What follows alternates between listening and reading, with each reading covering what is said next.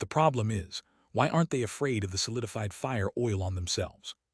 Since the incident with Wang Qi, no matter who went out from the great Xia camp, they would all apply a layer of solidified fire oil, including him. Just now, some of these people had physical contact with him to some extent, but they showed no reaction at all.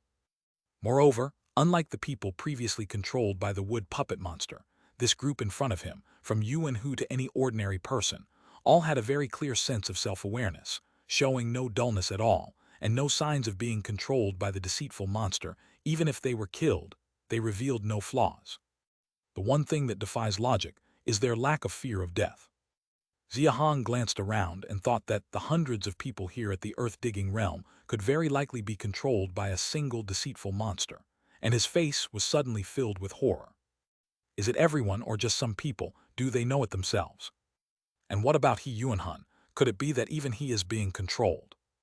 Leader Xia Hong, are you planning to have a proper talk? Seeing Yuan Hu misinterpret the horror on his face, Xia Hong did not speak, slightly calming himself as he felt he was nearing his limit, looking up at Yuan Hu, unable to speak for a long while. He had interacted with Yuan Hu twice, and to be fair, putting aside their positions, he still admired this person. But if this person was also controlled by the deceitful monster, that would be terrifying. And this deceitful monster even controls someone at the cold resistance level. The most frightening part is being controlled without realizing it. Whether being controlled or infiltrated by the deceitful monster, the final outcome of the Mirror Immortal camp would likely be tragic. In an instant, Xia Hong's resentment towards the Mirror Immortal camp was not as strong as before. Thinking about last year's disaster at Redwood Ridge, he even felt a slight tinge of sympathy for the people in front of him. Second leader, why are you bothering with words with this bastard who killed so many of us? We must kill him to avenge our brothers. Indeed, so many died today. Killing him is the only way to vent our anger. Kill him and flatten Great Xia. Accompanied by some roars from the crowd, another group rushed forward.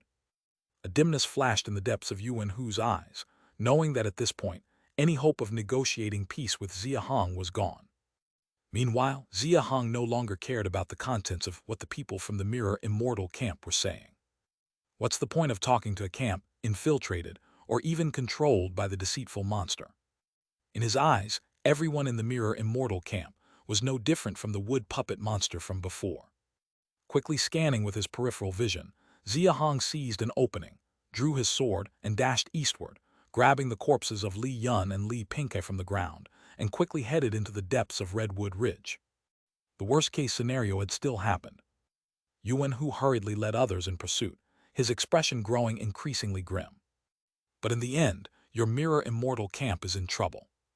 At the moment when he realized Xia Hong's power, he understood the meaning behind the words Xia Hong had said earlier. An indestructible cold resistance level could cause immeasurable damage to the Mirror Immortal camp. Xia Hong, you can run, but where can the others from your great Xia camp go in the valley? Seeing Xia Hong running farther away, Yuan Hu shouted angrily, directly revealing the location of the great Xia station to threaten Xia Hong. It was precisely this remark that made Xia Hong, who was fleeing, slightly furrow his brows. Using the station's location to threaten him, which means this Yuan Hu likely hasn't yet been involved with the deceitful monster. Yuan Hu, check your people carefully, especially your leader He Yuanhun. One day you'll thank me. Leaving those words, Xia Hong disappeared into the dense forest. Originally, Yuan Hu, who was relentlessly pursuing, suddenly halted his movements with a flicker of surprise in his eyes upon hearing that statement. Not only him, but many of the followers behind him also showed a hint of astonishment in their eyes. Especially Yuan Dao, who was closest to him with a look of doubt, couldn't help but softly ask his father. Father, did he see through something? Yuan Hu didn't answer, instead turning to give Yuan Dao a warning glance, then looked around at the others and spoke softly. I can no longer handle this Xia Hong. I can only report back to the leader and seek his decision. The few people who stood by Yuan, who nodded in agreement upon hearing this. But the majority still glared furiously in the direction Xia Hong fled, faces full of hostility and hatred. Observing this scene, Yuan Hu and his son exchanged a glance, their expressions turning complex. Noticing that no one was chasing behind, Xia Hong slowed down. After walking for a while, roughly 2 miles deep, Xia Hong stopped. Looking back towards the eastern perimeter, although Yuan Hu and the others were long out of sight, his mind was still filled with the faces of those few people from earlier. Those people he had clearly killed once before, who came back to life. He Yuan Hun. Standing on the tree, Xia Hong gazed towards the north where the Mirror Immortal camp was located, pondered twice, and frowned. After so many conflicts, He Yuan Hun never showed up once. Not surprisingly, he is either the deceitful monster himself or controlled by it. Chapter 262. Chapter 153. Terrifying colors in the dense forest, Mirror Immortal Goo Shadow /4. The Great Xia Valley is certainly not a secret to those at the Mirror Immortal camp. Since the other side hasn't dared to come over until now, they must be aware of the iron refining furnace. Xia Hong can now basically confirm that the incident with Wang He was orchestrated by the deceitful monster behind the Mirror Immortal camp.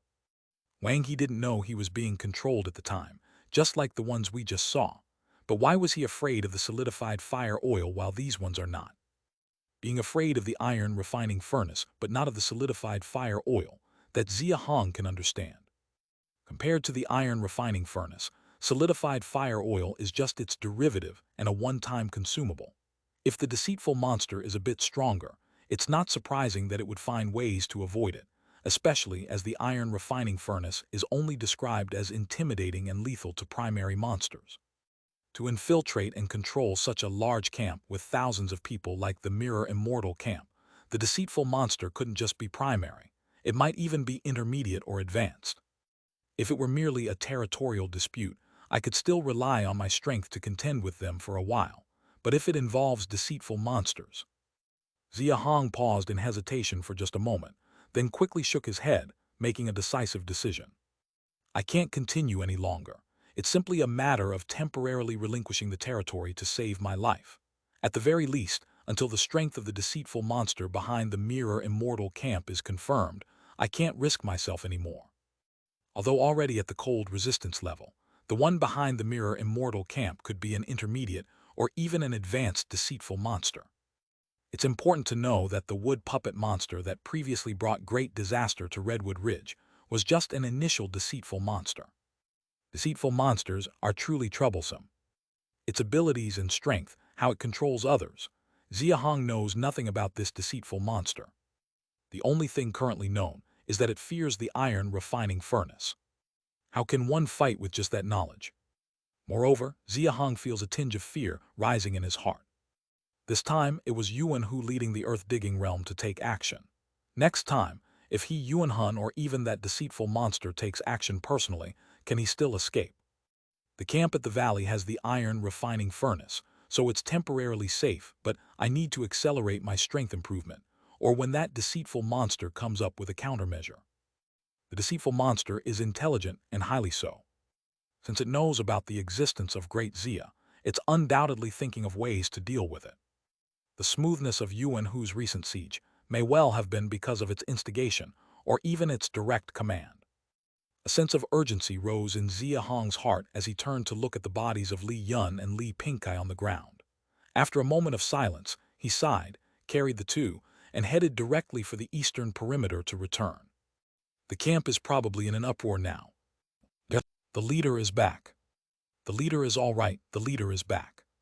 The leader is back, haha, the leader is fine. Just as Xia Hong anticipated, the camp indeed erupted in an uproar.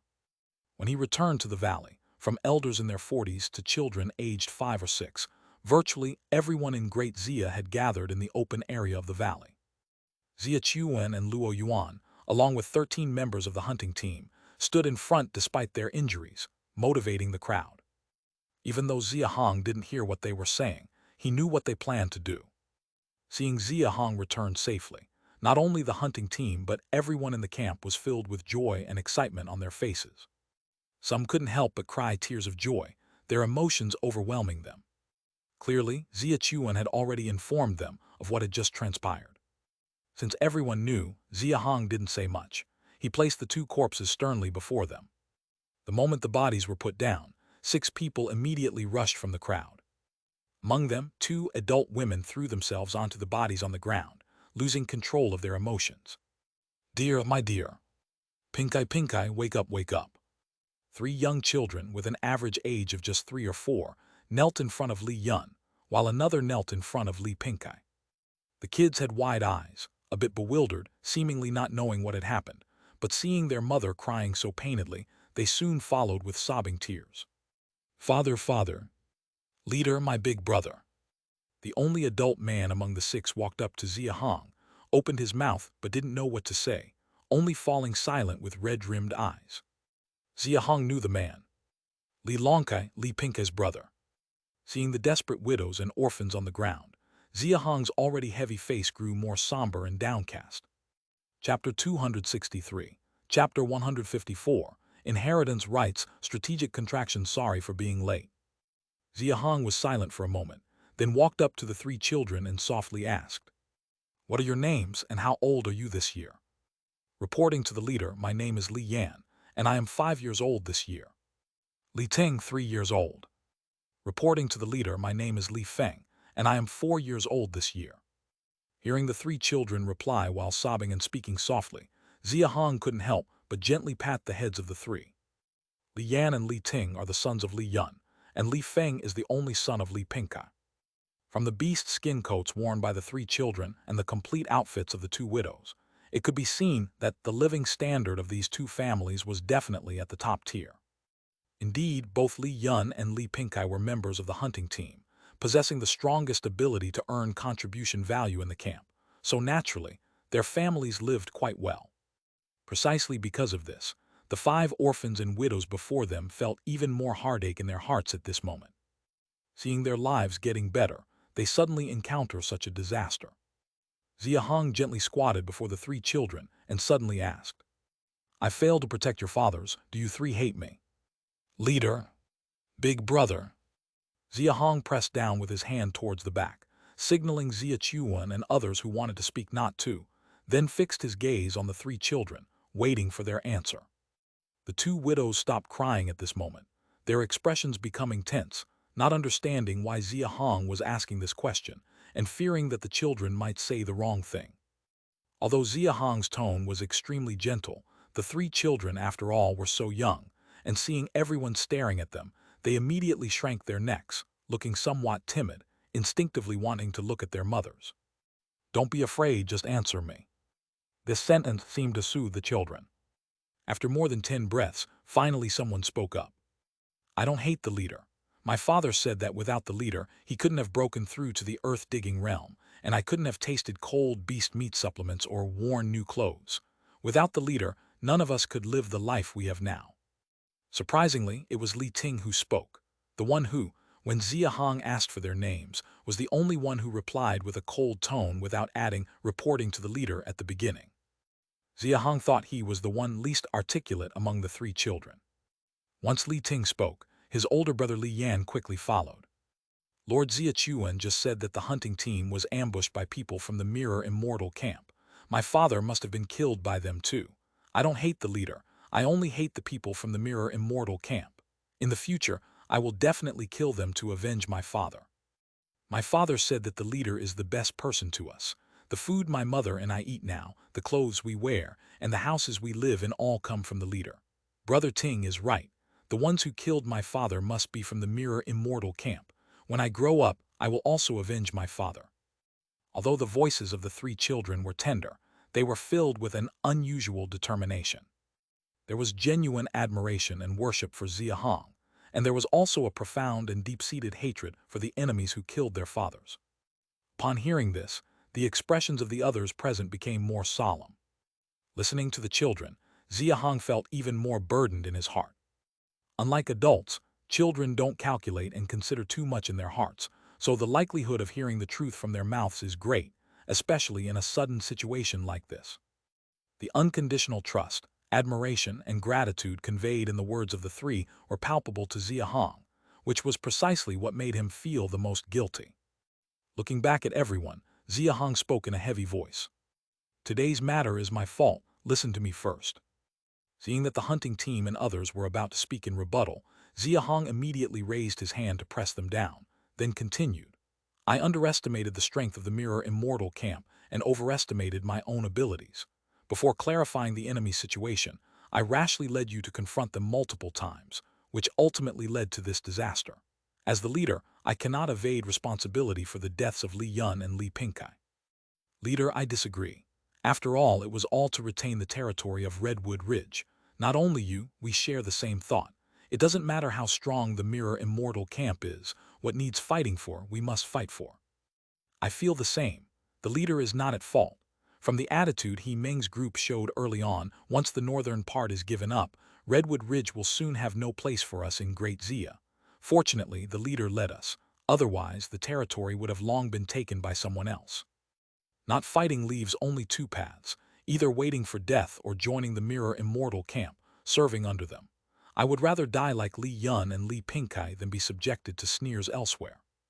For the account of Li Yun and Li Pingkai, if it must be settled, it can only be blamed on the Mirror Immortal camp. They were the ones who started it. They were the first to cross the line. They were the first to kill. Relying on their strength, they've bullied us excessively. We might as well fight them if it comes to it. Seeing the crowd excited below, Xia Hong felt an indescribable sensation in his heart. His guilt did not stem from the initial choice to conflict with the Mirror Immortal camp.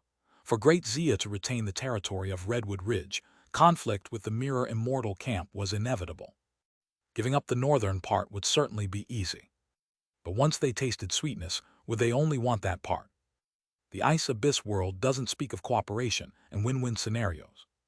Retreating often leads to an endless abyss, not a broader sky. What he truly felt guilty about was hastily and rashly leading everyone to patrol the northern territory before understanding the enemy situation.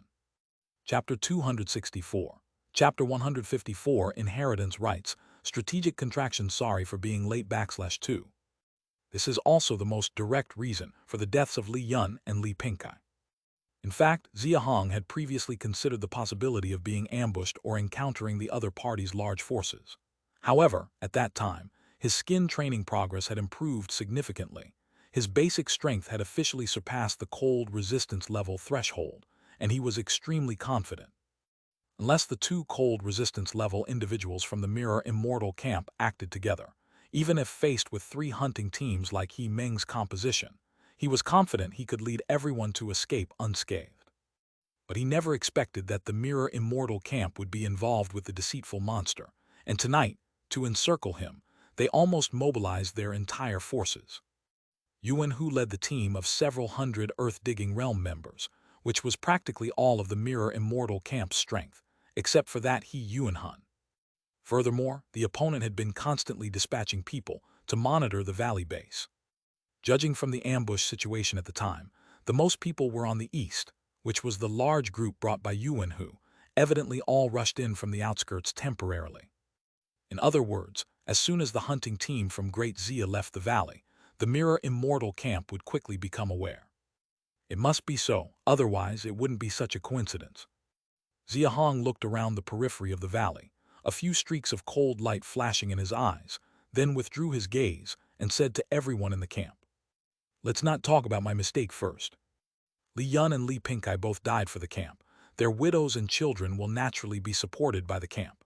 Li Yan, Li Ting, Li Feng, and the 2 mothers, until they reach the Earth-Digging Realm, all cultivation expenses will be borne by the camp gratuitously. Besides, the housing of Li Pingkai and Li Yun will continue to be occupied by their families, and their remaining contribution values, weapons, and bows will all be inherited by their children, and the camp will not reclaim any of it." Who? As Xia Hong finished speaking, everyone in the camp suddenly breathed a bit more heavily. Even among the hunting team, the expressions of some with children changed. Li Yun and Li Pingkai, both of whom were once members of the hunting team, lived on the 3rd floor, and now, after their deaths, the rooms still belonged to their families. Contribution values, bows, weapons, all 3 things are directly inherited by their children. The most crucial part is that the 3 children, including 2 mothers, will have all their cultivation expenses provided by the camp at no charge until they reach the Earth-Digging Realm. Even in a brutal world like the Ice Abyss, familial bonds and blood relations remain the strongest link between people. After Great Xia began implementing the contribution point system, everyone, regardless of gender, started working towards earning contribution points as long as their cultivation level was reached. Eventually, the contribution points everyone worked so hard to earn are essentially used for two things: cultivation or family. When venturing out, be it hunting cold beasts or competing with other camps, even in simple logging or gathering, no one can guarantee absolute safety. This statement by Xia Hong gives them peace of mind regarding future concerns. As long as someone dies for the camp or for Great Xia, not only will their widows and children receive the best care from the camp, but their contributions to the camp will also remain intact and be inherited by their children. The word inheritance might sound ordinary, but for the people in the camp, it is something extremely unfamiliar and unimaginable. It's essential to know that neither Great Xia, Da Shi, Huangzhou, Da Chuan, nor even the Rojal camp had set such a precedent before. The reason is simple. In the absence of abundant resources, inheritance isn't even up for discussion, which is normal. After all, limited resources must be given priority to the most valuable people. In fact, even in today's Great Xia, resources can hardly be described as abundant. The previously overflowing cold beast meat will likely become scarce again soon due to the Mirror Immortal camp's invasion. Although the Redwood Ridge is vast, their hunting range is only that little bit on the outskirts. With the recent hunting team's casualties and defeat, the invasion by the Mirror Immortal camp will certainly accelerate, reducing their hunting area even further. In such a situation, Xia Hong still made such a decision. Xia Chuan couldn't help but want to speak immediately, as did Luo Yuan, Zhao Long, and others, who were formerly members of the Rojal camp along with Li Yun and Li Pingkai, who hesitated and wanted to persuade him. But when they glanced at the widows of Li Yun and Li Pingkai and saw the recovered colors on their orphaned wives and children, they thought better and held back. All remaining members of the hunting team, come with me. After announcing his decision, Xia Hong said nothing more and led everyone to the third floor. He did not reveal to the public the Mirror Immortal camp's connection with the deceitful monster, fearing it would cause panic. However, the hunting team needed to be informed. Additionally, after this significant defeat, the Mirror Immortal camp will undoubtedly take further actions, and arrangements for Great Xia's external resource gathering must change. On the third floor, seeing the 15 members of the hunting team, Xia Hong sighed heavily in his heart. As soon as he entered the valley, he noticed that all 15 were injured, with the most severe being Zhao Bao and Ying Xuan, the former unable to walk on his left leg, only able to move using a wooden crutch, and the latter's cheeks pierced through, the arrows removed, but the holes were still exceptionally clear, preventing him from speaking. Xia Hong pondered for a moment, then explained the situation with the Mirror Immortal camp's deceitful monster and shared his speculations. Ha serves them right, so they were infiltrated by the deceitful monster. Let's just wait and watch how they meet their end. Rising from the dead, yet unaware of being controlled by the deceitful monster, wonderful, the Mirror Immortal camp is doomed. Chapter 265. Chapter 154. Inheritance Rights, Strategic Contraction. Sorry for the delay /3. They still have the leisure to battle us, these fools. Fantastic, absolutely fantastic. Just as Xia Hong expected, upon hearing that the Mirror Immortal camp had been infiltrated and controlled by a deceitful monster, everyone's reactions were ones of excitement and joy. Only Xia Chuan, Luo Yuan, and Yue Feng's joy quickly faded. After a moment of thought, their expressions turned heavy. Xia Hong met each of their gazes and immediately knew they were on the same page as him. Under normal circumstances, the Great Xia and the Mirror Immortal camp wouldn't be closely tied, but in the face of a cunning, homicidal, deceitful monster that regards human life as worthless, such a description isn't exaggerated, especially since they know the location of the Great Xia station. They have even started probing the Great Xia. Probing means that the Great Xia has already become their target. It wasn't just Xia Chuan, Luo Yuan, and Yue Feng. The other members of the hunting team weren't foolish either. Especially since the incident with the wood puppet monster was less than a year ago, many people slowly began to realize, and the joy on their faces gradually vanished, replaced by solemnity. With humans and monsters mixed together, even they themselves can't distinguish each other, let alone us. This Mirror Immortal camp should not be approached for now. Xia Hong turned to look at Yue Feng, a trace of astonishment rising in his heart. Unexpectedly, Yue Feng's response was the quickest. After confirming the link between the Mirror Immortal camp and the deceitful monster, his first thought was to minimize or even cease contact. The others heard these words, pondered for a moment, and quickly showed agreement. If the Mirror Immortal camp were purely a human camp, they could find ways to negotiate, perhaps temporarily concede interests, or continue to engage in guerrilla warfare. There would always be a way. But once involved with deceitful monsters, common logic no longer applies. Being able to infiltrate the Mirror Immortal camp implies that this deceitful monster is undoubtedly powerful, but they know nothing about how it controls humans or what capabilities it has. Under such circumstances, avoiding contact is the best choice. Moreover, Xia Hong just mentioned that the deceitful monster is definitely afraid of the iron refining furnace in the camp, meaning that as long as they stay in the camp's valley, they can ensure safety. In such a scenario, there's even less reason to engage with the Mirror Immortal camp. If you and Hu can find clues about the camp's deceitful monster through the leader's hints and trigger another great battle, that would be ideal. Xia Chuan's words caused subtle reactions among the others. In this way, wouldn't the great Xia gain an advantage for free? Xia Hong understood his implication, but after contemplating, gently shook his head. The probability of that is extremely slim. It doesn't concern us how they act. Since we know that the Mirror Immortal camp leads to a dead end, there's no need to deal too much with them. As long as they don't bring trouble, we can peacefully enhance our own strength. But we can only wonder if that deceitful monster will come looking for us first. As Xia Hong spoke those last words, a trace of worry appeared on his face, but it quickly dissipated. He stood up and continued speaking to everyone. Not just to the north, but we should avoid areas a bit further from the valley for now. The station's essential resources are merely wood, coal, and cold beast meat. From today on, no one from the camp, including you, is allowed to leave the valley's 1-kilometer range. This distance will just cover the outer 500 meters of the midsection of Redwood Ridge. Even if we collect all the resources in this area, it will be sufficient for quite a long time.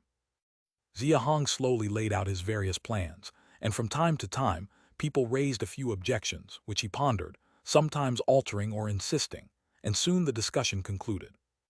In reality, to summarize, it's just strategic contraction. Without clear information on the Mirror Immortal camp's subsequent actions or specific details about the deceitful monster, all the great Xia can do is minimize the scope of activities as much as possible while ensuring that cultivation remains unaffected, prioritizing safety. Just one primary monster wiped out Rojal camp's more than 1,003 or 400 people, leaving only fewer than 200 survivors. Today's great Xia is, of course, much stronger than Rojal camp. Can the deceitful monster, possibly controlling the Mirror Immortal camp, be weaker than that wood puppet monster? Xia Hong's strategy of contraction received unanimous endorsement from everyone. Only Xia Chuan raised a question. If none of us go out, brother, what about your cold beast blood? The others in the hunting team suddenly realized, remembering that Xia Hong needed a lot of cold beast blood and resources to break through the cold resistance level, and immediately showed signs of worry. Xia Hong displayed a slight smile, shaking his head. Don't worry about me, the strength of the Mirror Immortal camp isn't enough to threaten me. Except for He Yuanhun and the deceitful monster behind the Mirror Immortal. Although his expression was relaxed, Xia Hong was somewhat concerned internally about these two unknown figures. Not only him. Xia Chuan, Luo Yuan, and Yue Feng clearly also realized, with traces of worry visible in their eyes. Chapter 266, Chapter 155, Lone Ranger Xingu Pass. First year of the Great Xia, March 7th. 6 kilometers south from the middle section of Redwood Ridge, about 2 kilometers deep. One person and a snow mane are fiercely grappling in the dense forest. The snow mane is over 7 meters long, with a shoulder height of 3 or 4 meters. Its robust limbs are like 4 giant pillars holding up the sky. 2-meter-long fangs resemble 2 slender curved blades hanging from its mouth, gleaming with a chilling light. Its entire back is covered with thorny spines, layered with frost, with sharp, bright tips, as if hundreds of steel spears were embedded upside down on its back, sending chills to one's heart. Just the sheer size and appearance of the snow mane is already awe-inspiring, not to mention the knotted muscles all over its body, containing unimaginable strength. However, such a fearsome intermediate snowman is currently being held immobile by a single person grabbing its fangs. A young man dressed in a black cloak, with a light blue beast fur hat, is gripping the snow mane's fangs with both hands, holding it to the ground with his eyes wide open in rage. The snow mane has a shoulder height of over 3 meters, while the young man is at most 1.9 meters tall, normally out of reach for sure, but the snow mane has evidently just adopted an attack posture, only to be controlled and pinned to the ground by the young man. SVVZ. The snow mane, with its head pressed to the ground, struggles constantly with its hind limbs, but no matter what, it can't break free of the young man's grasp. Roar! The snow mane roars in fury, but its mouth has only the root of the tongue left. The tongue, originally a lethal weapon, has broken off completely and lies with a slender, narrow long knife in the snow more than 10 meters away. Although the young man has a giant axe strapped to his back, he never uses it, instead purposefully grappling with the snow mane using only his hands. The snow mane is at least 10 times the size of the young man. It's like a tiger being pinned on its head by a kitten, unable to break free despite exerting all its strength. Moreover, as the struggle continues, the snow mane begins to show signs of exhaustion, its roaring subsides, and its movements gradually diminish. If someone were to witness this scene, they might think they were dreaming. The young man's eyes are wide open, veins bulging, holding down for over 100 breaths. Seeing the snow mane's movements weaken and its strength wane, his gaze suddenly sharpens. He abruptly releases his grip, swiftly retrieves the double-edged giant axe from his back, seizes the moment as the snow mane attempts to get up in panic, flips over, and swings horizontally from behind, slashing towards the right side of the snow mane's neck.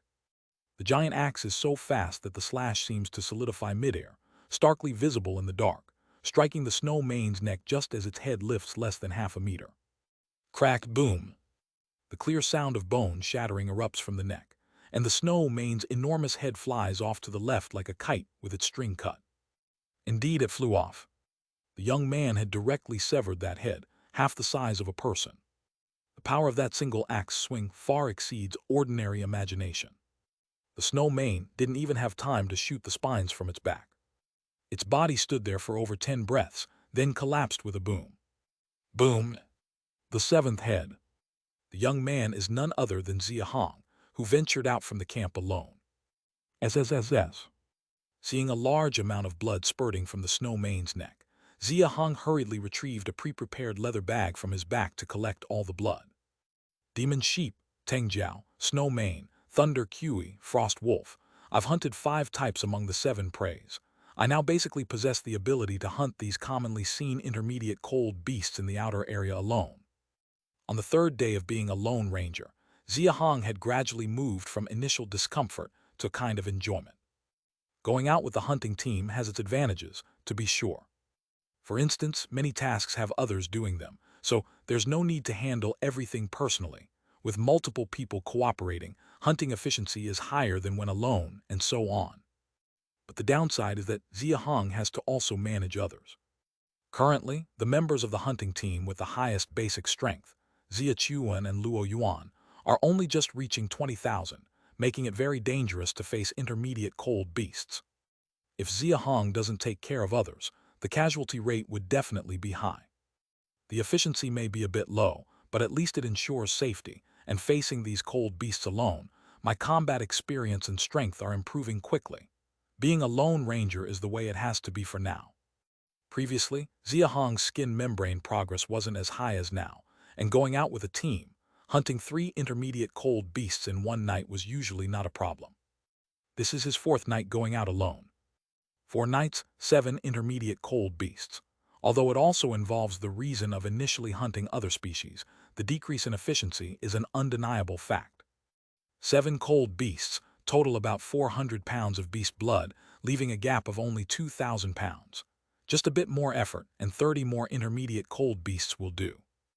Xia Hong calculated in his mind, with a hint of excitement flickering in his eyes. Thinking back to when he first broke through to the cold resistance level, and calculated that he needed the blood of 80 intermediate cold beasts, Xia Hong felt somewhat hopeless. But in just less than 2 months, his progress has reached 56. Of course, the most crucial thing was what Xia Hong learned from Gao Yu. The reason he needed so much intermediate beast blood to break through to the cold resistance level was because of his high battle body talent, in other words, his great potential. Chapter 267, Chapter 155, Lone Ranger Xingu_2. With this, Xia Hong was far from feeling despair. Instead, he became full of motivation. During this time, I'll make a concerted effort to gather all the beast blood I need. The Great Xia's restrictions had already begun to be enforced. From the third night, everyone in the entire camp, whether gathering, logging, or hunting, was not allowed to leave the valley more than a kilometer. In the short term, it was impossible for the hunting team to accompany him outside. Not just the hunting team, even Xia Hong himself had spent the past 4 nights circling around the edges of the camp, emerging from different points. After leaving the valley, not to mention the northern side of Redwood Ridge, he didn't even go to the middle section, heading straight to the southern side of Redwood Ridge. Before breaking through to the cold resistance level, he avoided any contact with the Mirror Immortal camp. 30 intermediate cold beasts, based on the current hunting efficiency, it should only take more than half a month. I hope nothing else happens during this period. Xia Hong packed the collected beast blood, then turned his head to look at the eastern perimeter, his expression slightly shifting. His current location was 6 kilometers south of Redwood Ridge, about 2 kilometers deep. Going out to the eastern perimeter would lead to the former earth slope of the Great Xia's camp. In other words, going further south would be an unfamiliar region. Xia Hong thought for only a moment, quickly hid the snow mane he had on the ground up in a tree, marked the spot, and headed directly towards the eastern perimeter of Redwood Ridge. After exiting Redwood Ridge and reaching the previous earth slope camp, Xia Hong hesitated not at all and continued southward. The initial plan was for the earth-digging realm people of the camp to expand southward, but due to the incident with the Mirror Immortal camp, he estimated that only he could travel outside in the short term. Since that's the case, he'll go ahead alone and scout out the situation. Twin Dragon Mountain is formed by the conjunction of the northern and southern mountain bodies, with the early Great Xia Earth Slope actually being part of the southern extension of Twin Dragon Mountain. Information obtained from Gao Yu allowed him to deduce that they must all be located under the western cliff of Twin Dragon Mountain. Twin Dragon Mountain stretches over 200 miles east to west, and Gao Yu wasn't sure about the north-south distance, estimating that the scale of the mountain was far beyond imagination. In other words, the entire Redwood Ridge, including the northern Pinxi Plain and the Arrow Bamboo Forest, as well as larger areas, should all be under the western cliff of Twin Dragon Mountain. Xia Hong had walked only a kilometer south along the earth slope when the mountain began to curve inward to the east. To continue exploring, he would have to turn left into the eastern inner perimeter. The mountain curves in rather than breaks off, and it continues to extend southward. By visual estimation, it's at least 100 miles long, but there is a river to the south, meaning that this river flows from the top of Twin Dragon Mountain. It's unclear if we are considered the middle or lower course of the river. Xia Hong estimated the southern distance of the extended Twin Dragon Mountain, and then looked towards the icy river a kilometer south, lost in thought. Separated by a kilometer, the pervasive cold mist above the river was exceptionally conspicuous. Though the river's surface was unclear, based on the ice crystals on the outer layer of Redwood Ridge's trees, it's inferred that the river's surface was covered by an unusually hard layer of ice. In such an extremely cold, frozen world, a flowing river is itself an unreasonable phenomenon, not to mention that Luo Ming mentioned not seeing any signs of cold beast activity around the icy river. Xia Hong could basically ascertain that there must be terrifying creatures underwater. On land, the surviving cold beasts were already so mighty. To live underwater, trapped beneath thick ice and frighten other cold beasts from approaching, the fearsome nature of these aquatic creatures can well be imagined. Aquatic creatures should be of higher value than land creatures. Water itself is an extremely scarce resource. Moreover, it can be used to deduce the terrain's orientation and the current location of the Great Xia. It's just unfortunate that current strength is insufficient. Trying to use this river is undoubtedly impossible for now, only when strength is sufficient in the future. Xia Hong continued towards the south for another 700 or 800 meters, and as he got closer to the icy river, an inexplicable sense of dread welled up inside him. Though he could only see the swirling mist of cold on the water's surface and the crystalline green water plants by the riverbank, the fear seemed to arise out of nowhere. When there was only a little over 100 meters left to the icy river, Xia Hong's heart began to pound violently. This extreme sense of danger was even more intense than when he first hunted the snow mane and mistakenly ventured 4 kilometers deep into Redwood Ridge. Xia Hong stopped in his tracks, gazing at the icy river mist in front of him. He took a deep breath before turning towards the left, toward the southern cliff of Twin Dragon Mountain. Living water, aquatic cold beasts, various scarce items underwater, including those crystalline green water plants, are undoubtedly treasures. If this river can be utilized in the future, the camp's survival environment will definitely improve. Xia Hong turned his head while walking, looking at the icy river. After contemplating for a moment, he took out a map and marked the river's location. Xing River. Luo Ming should have also approached this river before, but he did not name this river, so Xia Hong decided to give it a new name himself. Of course, naming it was secondary. More importantly, Xia Hong placed great value on this river. Once the Xing River can be utilized, the strength of the Great Xia should be enough to dominate the entire Redwood Ridge area. Xia Hong continued to explore along the southern cliff, progressing about 4 kilometers forward, and the east-west extending cliff began to resume a north-south orientation. Chapter 268, Chapter 155 Lone Ranger, Xing Valley Pass /3. At the same time, a lush wooden forest stretching from west to east and climbing diagonally upward came into view. Xia Hong gazed southward, then turned back to look to the north, toward his own valley, and immediately gained a sense of the entire outline of Twin Dragon Mountain. The whole Twin Dragon Mountain runs from north to south. Its exact length is unclear, but the east-west span, according to Gao Yu's words, should be at least 200 kilometers. From south to north, aside from some occasional concave or convex mountain bodies, most of it consists of mountain walls over 2,000 meters high, with the only gap likely being the place where the Xing River flows through, which is the slope currently before them. In other words, the Great Xia Valley, Redwood Ridge, Arrow Bamboo Forest, and Pinxi Plain are all located at the valley bottom on the west side of Twin Dragon Mountain, and the only probable connection to the outside world is this slope before them. Xia Hong climbed to the top of a big tree to overlook the entirety of the slope. The slope stretches only about 10 miles from north to south, with the Xing River taking up half of it in the middle. Xia Hong played it out in his mind for a moment, then looked at the slope, his expression changing immediately. As long as this slope is blocked and the Xing River is controlled, the connection between the valley bottom and the outside can be completely severed. This important strategic location is right next to the Great Xia Station. Haha, I'm thinking too far ahead. Xia Hong lowered his head, mocking himself. The Great Xia's current activity range is restricted by the Mirror Immortal Camp to within a kilometer of the valley. Despite the importance of this valley, it has nothing to do with the current Great Xia. Only when Great Xia can integrate all the humans at the valley bottom on the west side of Twin Dragon Mountain can we consider heading east through this path to the outside world, to see the real Mo Mountain and Beishuo Town mentioned by Yang and Li, and what those other 8 towns are really like. Xia Hong took a deep breath, calming his ambition, leaped off the big tree, took out the map and marked the location of the slope, noting, Xing Valley Pass. There should be quite a few human campsites around here, but they must be distributed at a considerable distance from the north and south banks of the Xing River, unless there's a very strong camp able to utilize the resources of the Xing River. Xia Hong shook his head slightly. The probability of that is almost none.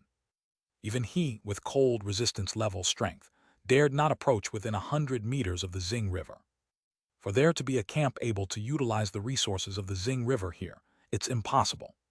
The 2 most important prerequisites for suitable human campsites are resources and a naturally formed concealed environment. Though Xing Valley Pass is a slope, that's the general situation. The mountain rises gradually from west to east. Judging from the lush wooden forest and the undulating mountain terrain in this area, there are surely many human camps hidden inside. Xia Hong didn't hesitate. After pondering for a moment, he dived straight into the dense forest. Sure enough, upon venturing less than a mile into the forest, Xia Hong discovered footprints in the snow, temporarily formed piles of firewood, scattered iron arrows, and even beast skin products used by humans. A hint of joy emerged on Xia Hong's face as he carefully examined the iron arrows and beast skin products, and got a preliminary idea of the development situation of the human camps in this area. The craftsmanship of the iron arrows is lacking, and the beast skins are all from low-level cold beasts. It's slightly worse than the situation at Rojal Camp before. In the coming days, I'll need to come more often, barring any unforeseen circumstances. Xia Hong climbed another big tree, looked around, and soon spotted 5 small hills, each no higher than 200 to 300 meters on average. Human habits are universal, and no camp can realistically dig and build a fortress on its own unless its earth-digging realm has reached a certain magnitude. Therefore, any weaker camp would choose a site with natural caves as its shelter. Finding a naturally advantageous valley like Rojal Camp is a rarity among rarities. Calling it heaven's favor isn't an exaggeration. Looking at the 5 small hills, although Xia Hong's expression was intrigued, he ultimately sighed, suppressing his immediate thoughts. Better leave a mark for now, the timing isn't ripe yet. Great Xia currently isn't secure itself, and it's hardly the time to absorb other human camps. Even if he found the human camps in this area, he couldn't lead them alone to migrate to the other side of the valley. After marking the location on the map, Xia Hong turned and left decisively. Chapter 269, Chapter 156, Mirror Immortal, 10 Days to Gather Enough Beast Blood. Mirror Immortal Camp, snow-white 3-story bamboo building. Top floor main hall, crowded with about 20 or 30 people. The 2 chairs at the head of the room were empty, while most people below were discussing eagerly, occasionally glancing up at the partition behind the chairs. It's been 4 days, and the people of Great Xia don't dare to come to Redwood Ridge anymore. This northern area should be ours from now on, right? Haha, just the northern area. You're being too timid. Given Great Xia's limited strength, how can they compete with us Mirror Immortals? What do you think the 2 leaders gathered us here for today? You mean we should continue moving south? HMPH, that Xia Hong, after killing so many of us, thinks he can settle the matter by just conceding this little piece of northern territory. Dream on. Within Redwood Ridge, there are many cold beasts, precious trees, and an abundance of wood and coal mines. Such a treasure land left for Great Xia is indeed a waste. Here in Arrow Bamboo Forest, the vegetation is too monotonous, and the reserves of coal and iron are low. There aren't many cold beasts normally, but every 4 months there's a cold beast tide which scares us. If we could take over Redwood Ridge, life would be much easier. Hearing this, the people around nodded in agreement with a hint of fear. There's something wrong with the Arrow Bamboo Forest. Normally, there aren't many cold beasts inside, yet every 4 months a cold beast tide comes. It wasn't clear when they first explored the forest where these beasts came from. Now they understand. They're all gathering from the direction of Redwood Ridge. The cold beast tide isn't a simple migration of one type. It's all types and levels, thousands of cold beasts gathering like mad to one spot. Even the weakest low-level cold beast is 3 to 4 meters long, with an explosive impact force of at least 10,000. Such cold beasts, even in small groups of 3 or 5, can threaten a low-level hunting team, let alone thousands of them, whose destructive power far exceeds the imagination of ordinary people. Not to mention, there are quite a few intermediate and even advanced cold beasts among them.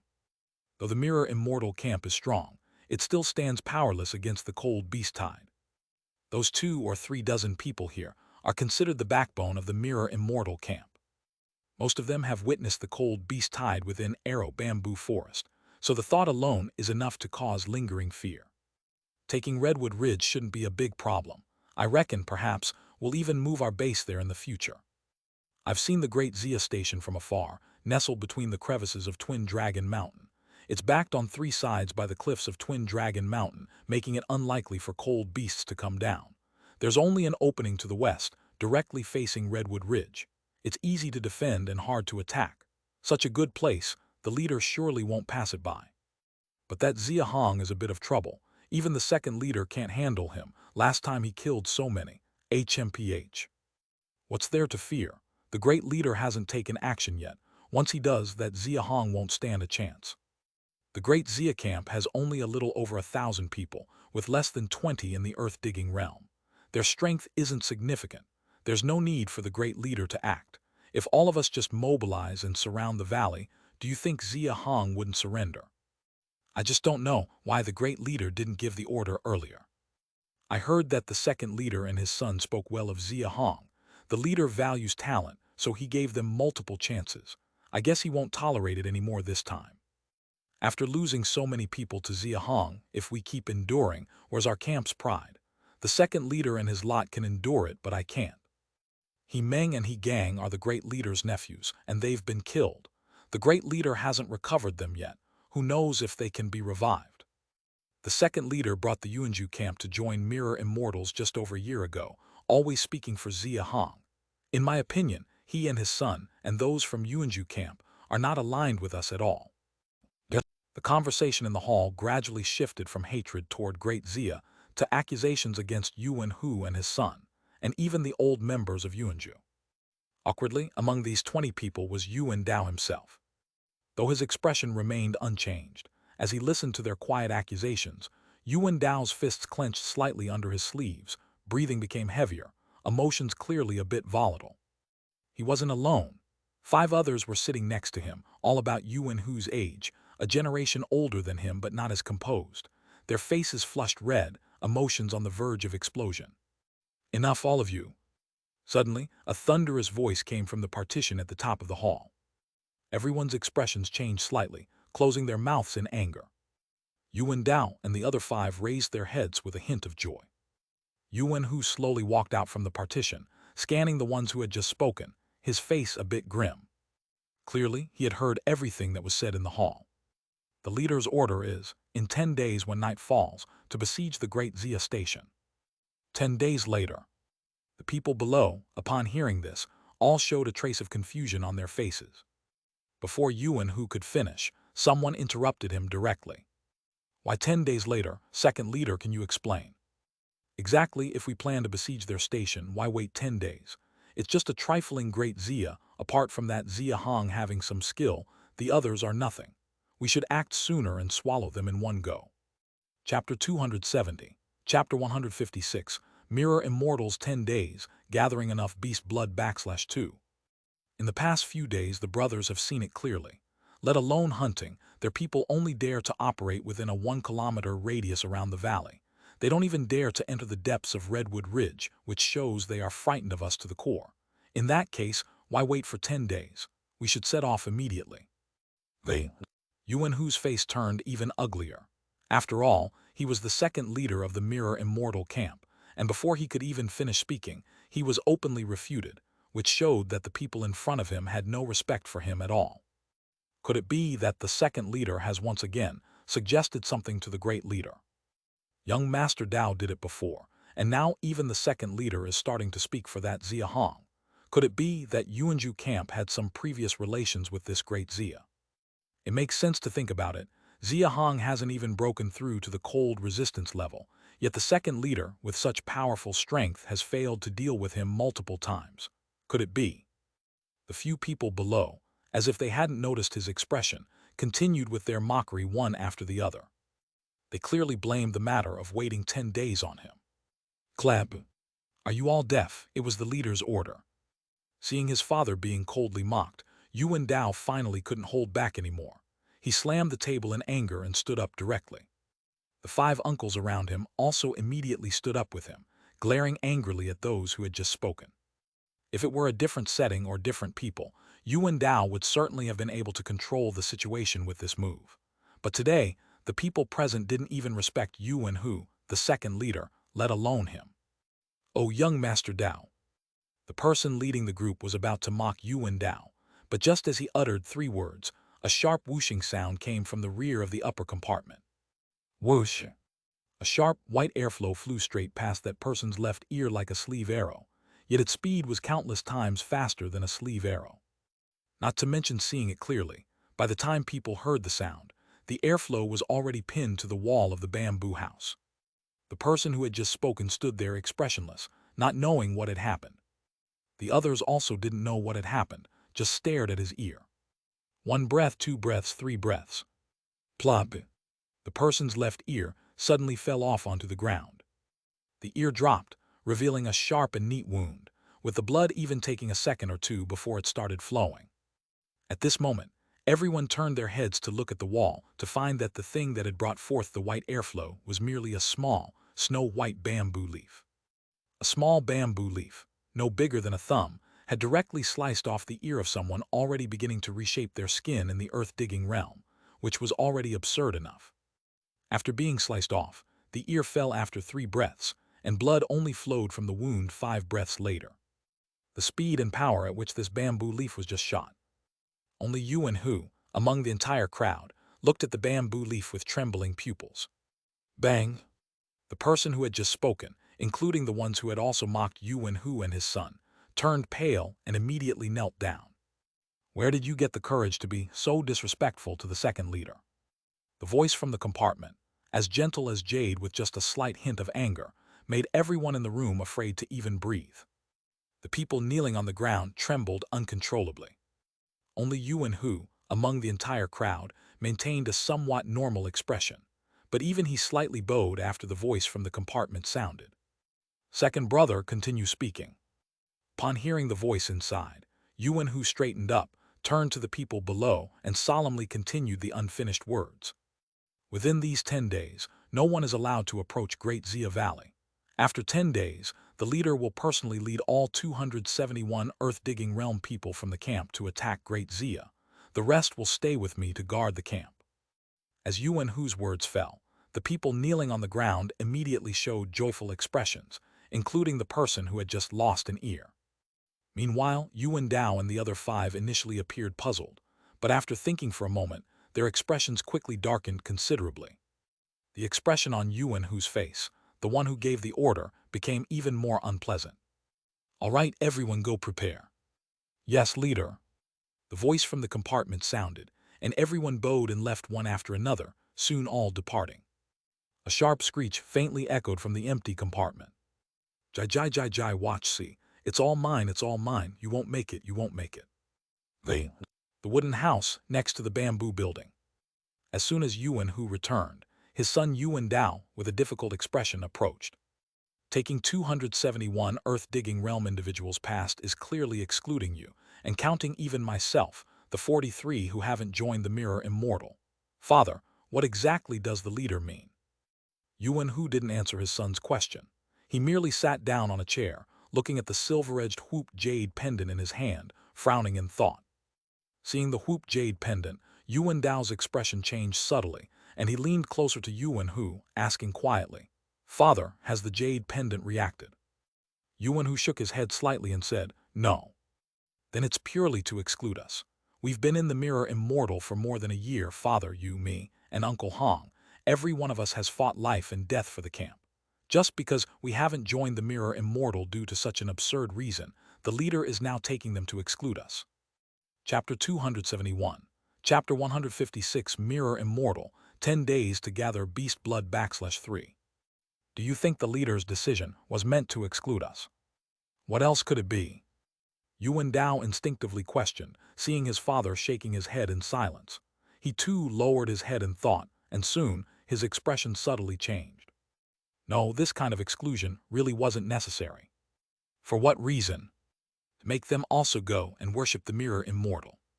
Yuan Hun had never forced them to worship the Mirror Immortal from the start. Using exclusion to force them to worship was less direct than just outright compelling them. If there was a real intention to force them, to be honest, they couldn't resist. Even if Yuan Hu could resist, could he, along with the other 42 Earth-Digging Realm practitioners in the Yunju camp, resist? If it's not exclusion, then it's deliberately not letting them participate in the siege against Great Xia. But what could the reason be? Seeing his father's expression, Yuan Dao immediately realized his father had seen much further than he did. Clearly, he had already started thinking about this issue. Given the strength of the Great Xia camp, as long as the leader takes action personally, there should be no problem. Whether we go or not wouldn't make much difference, but logically speaking, more people mean more strength. Our participation could reduce casualties and even put more psychological pressure on Great Xia.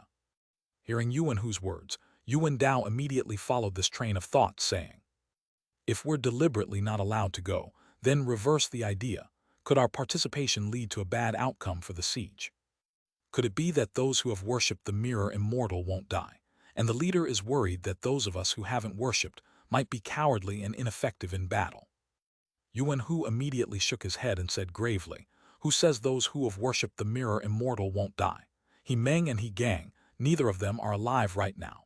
The leader says he's saving them, but who knows if they can be saved? Besides, I've been sworn brothers with him for so many years. He wouldn't think of me that way. Could it be he's worried we'll see something? Yuan Dao's slightly bold guess caused Yuan Hu's expression to congeal. The father and son exchanged a look, and a glint flashed in their eyes. The first year of the Great Xia, March 15. Deep in the southern side of Redwood Ridge, amidst a zone of toxic mist, Xia Hong had a piece of beast skin cloth covering his face. Holding a giant axe, he split the head of an intermediate Tang Jiao in half. As the Tang Jiao fell, Xia Hong, without a moment's hesitation, hoisted the body onto his shoulder and charged out of the toxic mist zone. After running 300 to 400 meters, Xia Hong finally stopped. He collected the blood oozing from the Tang Jiao's wound in his hand and smeared it across his body, looking somewhat excited. The 30-second one, it should be enough. Initially, he had estimated it would take half a month to gather 30 intermediate cold beasts, but he managed to complete it in just 8 days. Not only did he complete it, but he exceeded the target. From March 7th until today, in 8 days, he hunted a total of 32 intermediate cold beasts. It's hard to imagine that in the short span of half a month as a lone ranger, Xia Hong's hunting efficiency surpassed that of when he led a hunting team. The reason was actually quite simple, just as Xia Hong had previously guessed. One-on-one hunting of cold beasts led to an unimaginable increase in combat experience. Furthermore, the experience of hunting cold beasts of the same type was applicable across the board. Especially in one-on-one encounters, cold beasts often appeared overconfident. It seemed as though they naturally had a disdainful attitude towards humans, believing they couldn't lose in a one-on-one fight. Previously, when he worked with a hunting team to tackle intermediate cold beasts, they often had to prevent the beasts from escaping towards the end. Now that he hunted alone, such situations rarely occurred. Of course, the most significant reason was Xia Hong's own strength increase. Cultivation, earth-digging realm perfected, skin remodeling progress 70%. During these 8 days, he naturally didn't dare to utilize too much beast blood at once, but even by carefully pushing the limits, his progress increased by 14 points. Previously, he had estimated that 1 point of progress could increase his basic strength by about 1,250 jin. 14 points roughly translates to 17,500 jin. My strength is now at 120,000 jin. There's enough beast blood, so now I just need to raise the last 30 points of progress and officially break through to the cold resistance level. Xia Hong clenched his fists, and thinking of the further leap in basic strength that would come with breaking through to the cold resistance level, his face lit up with excitement. He hoisted the Tang Jiao and quickly returned towards the valley. Chapter 272, Chapter 157, The Disappearance of the Cold Beast, Breakthrough Tide. The Great Xia Station, second floor of the wooden house. A large crowd of dozens gathered at the entrance of the camp supply station, all looking up with keen interest at 3 wooden boards at the entrance, discussing animatedly. The 3 wooden boards, labeled at the top with coal stone, were titled the Wood List, Coal Mine List, and Iron Mine List. Below them were densely packed names and the amount of resources each person had gathered during this period. Wood List, 1 point equals 1,000 pounds. First place Bai Dongying, 724. Second place Cheng Feng, 689. Third place Liu Yuan, 674. Fourth place Suan, 663. Fifth place Bai Wuding, 647. Coal Mine List, 1 point equals 20 pounds. First place Yuan Cheng, 1520. Second place Yue Feng, 1480. Third place Hong Gang, 1470. Fourth place Ying Xuan, 1380. Fifth place Qiu Peng, 1370. Iron Mine List, 1 point equals 10 pounds. First place Luo Yuan, 3217. Second place Xia Chuan, 3195. Third place Zhao Long, 2995. Fourth place Zhao Hu, 2871. Fifth place Huang Yang, 2862. All those gathered here were from the logging realm, and naturally, their main focus was on the first list. Anyone who saw their name in the top 30 showed a look of surprise and joy. The captain is still amazing. Since the start of the competition until now, it's been only 48 days, yet 724 points. That translates to over 180 trees, averaging 3 trees brought back every night. Hiss. Hearing this, everyone did some mental calculations and couldn't help but express amazement. The resource gathering competition started on January 27, and as of today, it has indeed been 48 days. By the weight of smaller trees on the outskirts here, averaging 4 to 5,000 pounds, it translates to 4 to 5 points. Converting that, it's indeed a minimum of 3 trees every night. There's no need for 3 trees. Haven't you noticed in the past 10 days, there are no small trees left in the outskirts? What remains now has a minimum diameter of 6 to 7 meters. Right, I saw it. The big tree captain brought back with a wheelbarrow last night had a diameter of over 10 meters and was estimated to weigh over 10,000 pounds. Tusk, no comparison, no comparison. Look, Lin Wan in 30th place has 542 points, and she's a girl, and we can't even match her. I remember Lin Wan is the wife of Yue Feng from the hunting team, and her brother Lin Kai recently broke through to the earth-digging realm and joined the hunting team. Their whole family is fierce. Haven't you noticed, in the past few days, there have been minimal changes in the wood rankings, so the final result might not differ much from what's currently displayed. Nonsense, in the past 10 days, no one has been allowed to leave the 1-kilometer radius of the valley. The remaining wood on the outskirts of the midsection of Redwood Ridge is probably almost all chopped down by us. 9 days ago, when Hong Mu's team cut down a tree, it even alerted the cold beasts. If not for the hunting team's timely arrival, there might have been casualties. It's not just that time. In recent days, the number of trees available for felling has decreased drastically.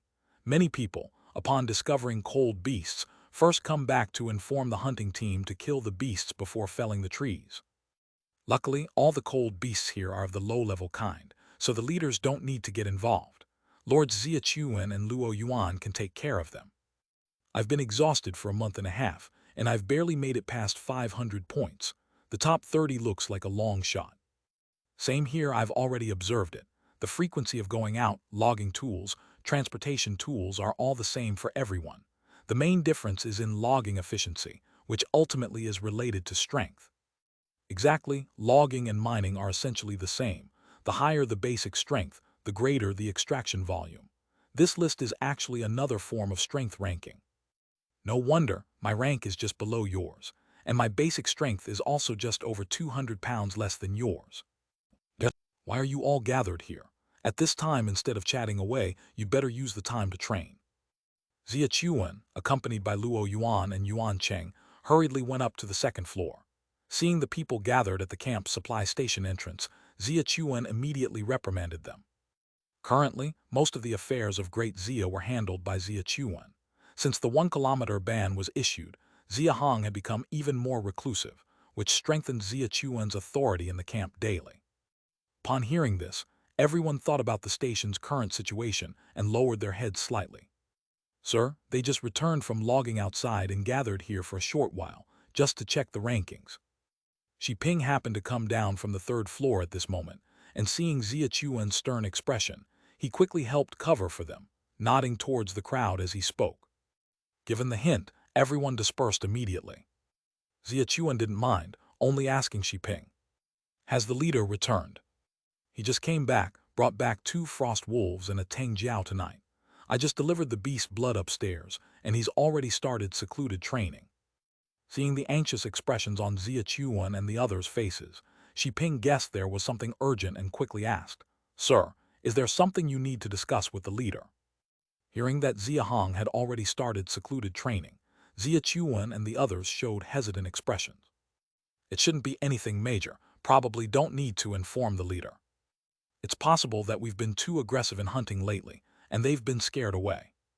The 1-kilometer radius includes only over 500 meters of the outskirts of Redwood Ridge, and all logging and hunting recently have been concentrated in that area. In less than half a month, more than 20 low-level cold beasts have been killed, so it's normal for them to be gone. The trees have also been mostly cut down, and those cold beasts, having no suitable place to dwell, have probably gone elsewhere, which is also normal. Listening to the conversation between Luo Yuan and Yuan Cheng, Shi Ping finally understood. Chapter 273, Chapter 157, The Disappearance of the Cold Beast, Breakthrough Tide /2. Within 500 meters of the perimeter, all low-level cold beasts have vanished.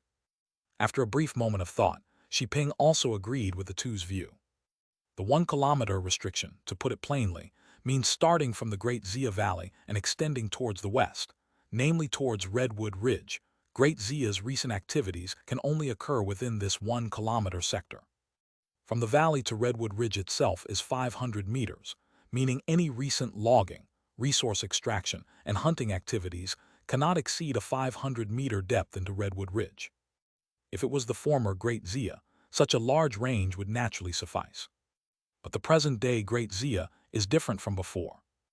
More than 500 at the logging realm. Even when taking turns, their daily logging quantity is astonishing. As for the low-level cold beasts, it's unnecessary for Xia Hong to even intervene. Several people in the hunting team can hunt them alone. Moreover, everyone knows that resources can help Xia Hong break through to the cold resistance level, and the threat from the Mirror Immortal camp is imminent. From the issuance of the restriction on the 3rd day of the 3rd month to today, a total of 12 days, everyone has been working hard to extract resources. As a result, that small 500-meter area at the middle of the perimeter has undergone changes due to over-extraction of resources, which is understandable.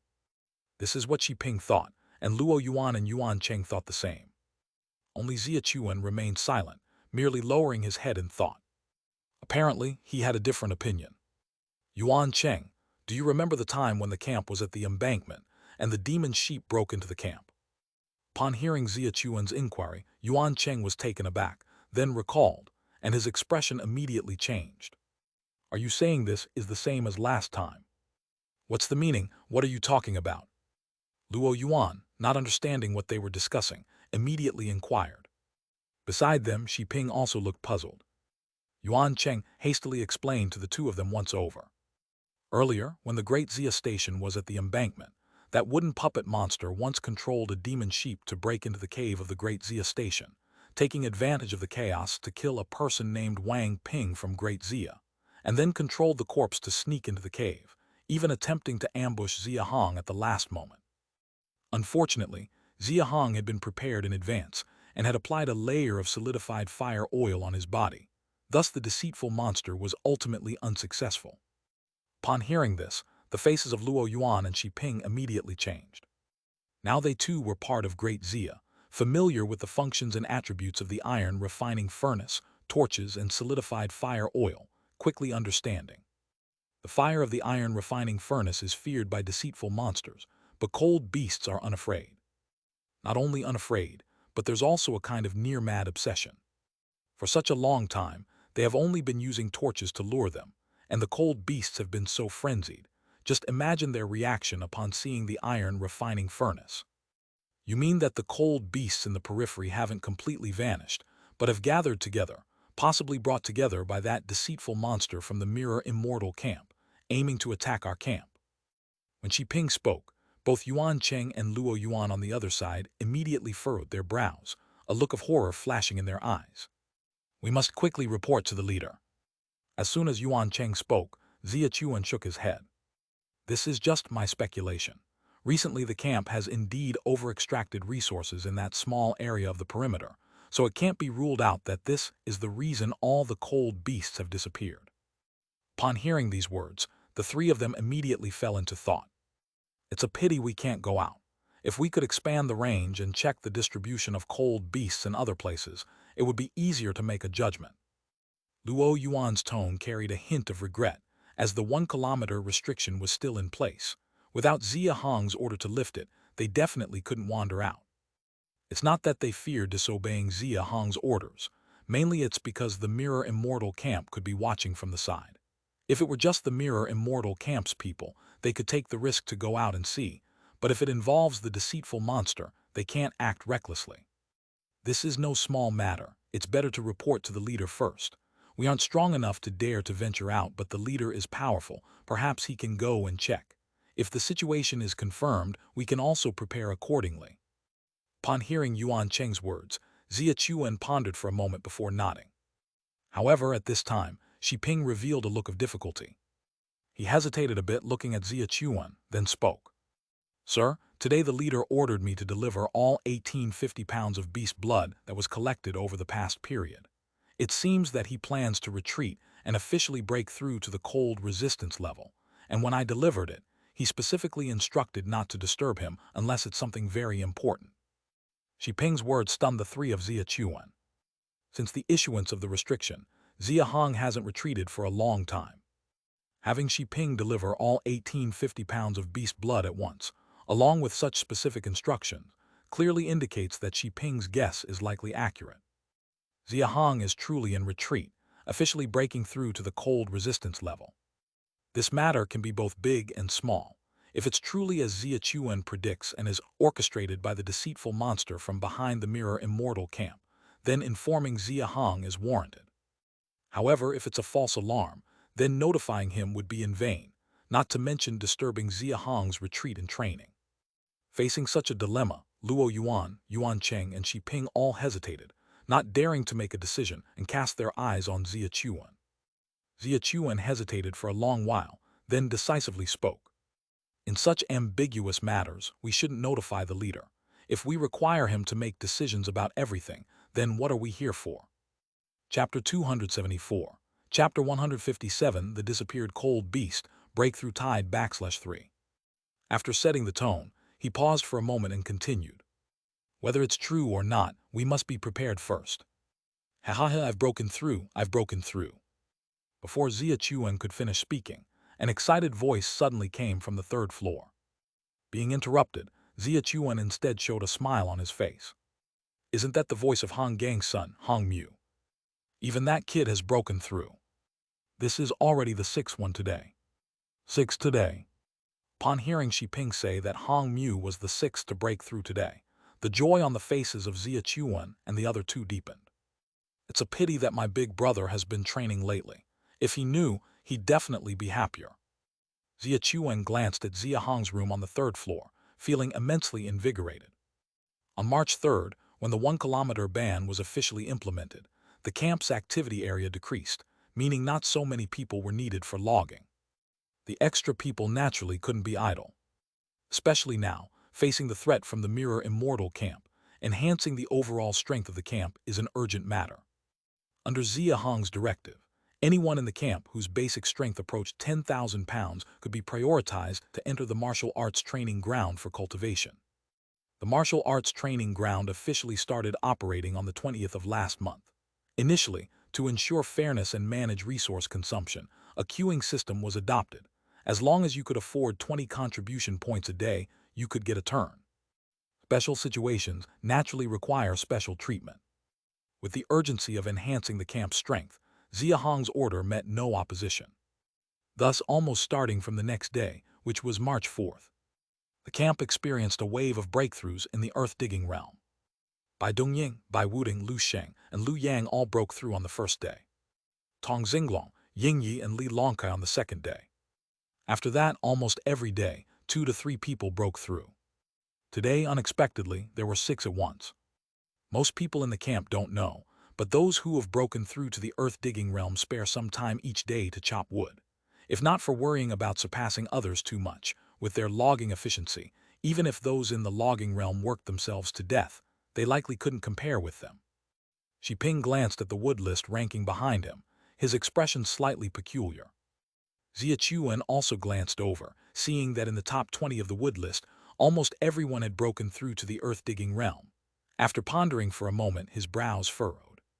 You're saying that those who have broken through to the earth-digging realm are still sparing some time each day to chop wood, not fully focusing on mining. Seeing Xia Chuan's darkened face as he inquired, Xi Ping's neck immediately shrank, showing a hint of restraint as he nodded. He himself was one of them, ranking 7th on the wood list. Xi Ping, go notify everyone who's broken through to the earth-digging realm to go to the southern mine and mine iron ore. Yuan Cheng, go inform the hunting team to come to the blacksmith room. I'll be waiting for them there. Hearing the coldness in Xia Chuan's tone, Xi Ping didn't dare ask more questions and directly turned to inform the others. Yuan Cheng nodded and also turned to leave. Luo Yuan stood where he was, showing a bit of confusion, and asked, "We've gathered enough iron ore recently, and it's all been sent to the leader. Why do we need them to focus fully on mining iron?" Preparation. Xia Chuan only answered with 3 words. After pondering for a moment, Luo Yuan's eyes suddenly brightened, understanding his intentions immediately. Chapter 275. Chapter 158, Preparation, Arrival. First year of the Great Xia, March 16th, around midnight. The mine on the south side of the valley. Clang, clang, clang. 40 to 50 people were scattered throughout the mine, wielding chewing teeth chisels, the incessant sound of chisels striking iron ore creating a bustling scene. Everyone was bare-chested, sweat dripping from their foreheads, sweat pouring down their upper bodies, their pants nearly soaked through. Lucky for us in the Great Xia now, no women have broken through to the earth-digging realm yet. If we had them mining with us men, that would be something. As soon as Tong Xinglong spoke, although everyone didn't stop their movements, they instinctively turned to look at each other, and upon doing so, they all started laughing uncontrollably. Ha ha ha, old Tong, your pants are soaked too. Ha ha ha, after a day's work and you still have energy. We've been working since last night, whose pants aren't soaked through. Hugh, mining is indeed tiring. I've only mined 11 pieces since last night, totaling over 400 pounds. I thought that Lords Xia Chuan and Luo Yuan could dig over 1,000 pounds in a day with ease. How can it be the same? Lords Xia Chuan, Luo Yuan, and Zhao Long have basic strengths of over 20,000. Their mining efficiency being twice ours is normal. The leader is even more formidable. On the fourth night, he came to the mine to retrieve iron ore. I saw him. He only struck about 20 times, and a piece of iron ore came down. I estimate, if the leader mined personally, it could be more than 5,000 or 6,000 pounds a day. His 5,000 or 6,000 pounds. Upon hearing this, everyone couldn't help but take a deep breath. The 40-plus people here had all broken through to the earth-digging realm in the past half-month. With their basic strengths just exceeding 10,000, their daily iron mining output could be at most around 400 pounds using the chewing teeth chisels. 5,000 or 6,000 pounds a day was indeed unimaginable for them. Actually, the ore mine previously is already sufficient. When the leader came to collect the iron ore last night, he also said it's enough. Why did Lord Xia Chuan summon us to mine all of a sudden last night, and in such a hurry? Bai Wuding spoke somewhat confusedly. The others nodded in agreement after hearing him. Since the mining competition started on January 27th, the income of various resources in the camp has been astonishing. The wood is not even worth mentioning. With over 500 logging realm individuals, every night they would bring back at least 10,000 pounds, and over the past 50 days, it has easily gathered close to 300,000 points of wood resources. Judging from the ranking on the wood list, it indeed looks about right. In recent times, the large trees within 500 meters around Redwood Ridge have visibly decreased, showing how intensely they were mining. If not for the special methods of the leader, who could convert resources to other places, such an amount of wood would not even be able to be stored in the valley. The same goes for the coal and iron mines. Earlier, only 17 people in the hunting team were mining, and since they had to follow Xia Hong to hunt intermediate cold beasts, the mining time was insufficient, leading to a small initial extraction volume. But with the implementation of the 1-kilometer ban, their mining time increased, and as new earth-digging realms emerged daily in the following half-month, more people started mining. As a result, the intake from the coal and iron mines naturally rose. According to the rankings, there should be more than 30,000 points for coal mines during this period, and more than 60,000 points for iron mines, which translates to over 600,000 pounds, quite a lot indeed. Since the mining competition started, the intake figures for each resource at the station have been clear through the rankings. Everyone roughly estimated in their minds and quickly confirmed by Wuding's statement. This made them even more puzzled. The leader had said that the resources were already sufficient for breakthrough, and that the camp's daily need for coal, iron, and wood was certainly ample. If that's the case, why did Xia Chuan call them all to the mine last night to mine iron so desperately? What else could it be? So many of us broke through to the earth-digging realm. Just making big knives and bows already requires iron ore. It makes sense to hurry and mine iron. Su Wen from the side couldn't help but speak out at this moment. Everyone's eyes lit up upon hearing this. Exactly. Those who broke through to the earth-digging realm still didn't have matching weapons. But that's not right. There are 46 of us in total at the earth-digging realm. There should be more people breaking through today. A big knife and a bow together consume at most 1,000 pounds of iron ore. Even if you count 50 people, it's just 50 or 60,000 pounds at most. The iron ore stored at the camp supply station is more than enough. There's no need for us to strain ourselves mining so hard. There must be another purpose. Bai Wuding nodded, then turned to his uncle Bai Dongying and asked, Uncle Dong, do you know what Lord Xia Chuan plans to do with it? Although they were talking, neither Bai Wuding nor the others stopped mining. Thinking that Bai Dongying, as the head of the logging team, surely had more information than they did, everyone turned to him curiously. Clang, clang, clang. Bai Dongying furrowed his brows slightly, speaking with a hint of speculation while digging. I'm not too sure myself, but I've heard it's related to the cold beast, and making weapons for us is one of the purposes. From the other side, Cheng Feng, the collection team leader, couldn't resist chiming in either. It seems to be for reinforcing the wooden houses. Mu Dong and a few people from the craftsman workshop also broke through to the earth-digging realm. Haven't you noticed? They didn't come mining. Chapter 276, Chapter 158 Preparation, Arrival /2. The crowd subconsciously looked around and found that Mu Dong and others were indeed absent. It's related to the cold beasts. The wooden houses need reinforcement. Connecting these two matters, everyone's expressions changed instantly. Stop speculating aimlessly. Instead of wasting time guessing here, put more effort into mining more iron ore. No matter what Lord Xia Chuan's purpose is, it's always for the safety of the camp. The usually silent Xi Ping suddenly spoke, interrupting everyone. Upon hearing this, the others fell into deep thought, then quickly expressed agreement and resumed their full concentration on mining. Indeed, their curiosity couldn't change anything. Iron ore currently served three purposes. First, to help leader Xia Hong break through. Second, to forge the weapons they needed. And third, to craft various tools and utensils for the camp. No matter Xia Chuan's purpose, it ultimately was for the camp's safety. Besides, they weren't mining for nothing. All the mined iron ore would be converted into contribution points, credited to everyone's account. Xi Ping, the iron ore upstairs is depleted. Quickly gather it and deliver it up. Just at that moment, Lin Kai walked in from outside the mine. Hearing the order, Xi Ping hurriedly put down his chisel, removed his leather bag, and began recording and collecting the mined iron ore from everyone, handing it over to Lin Kai directly. Used up so quickly, the last batch was over 10,000 pounds and it's all gone.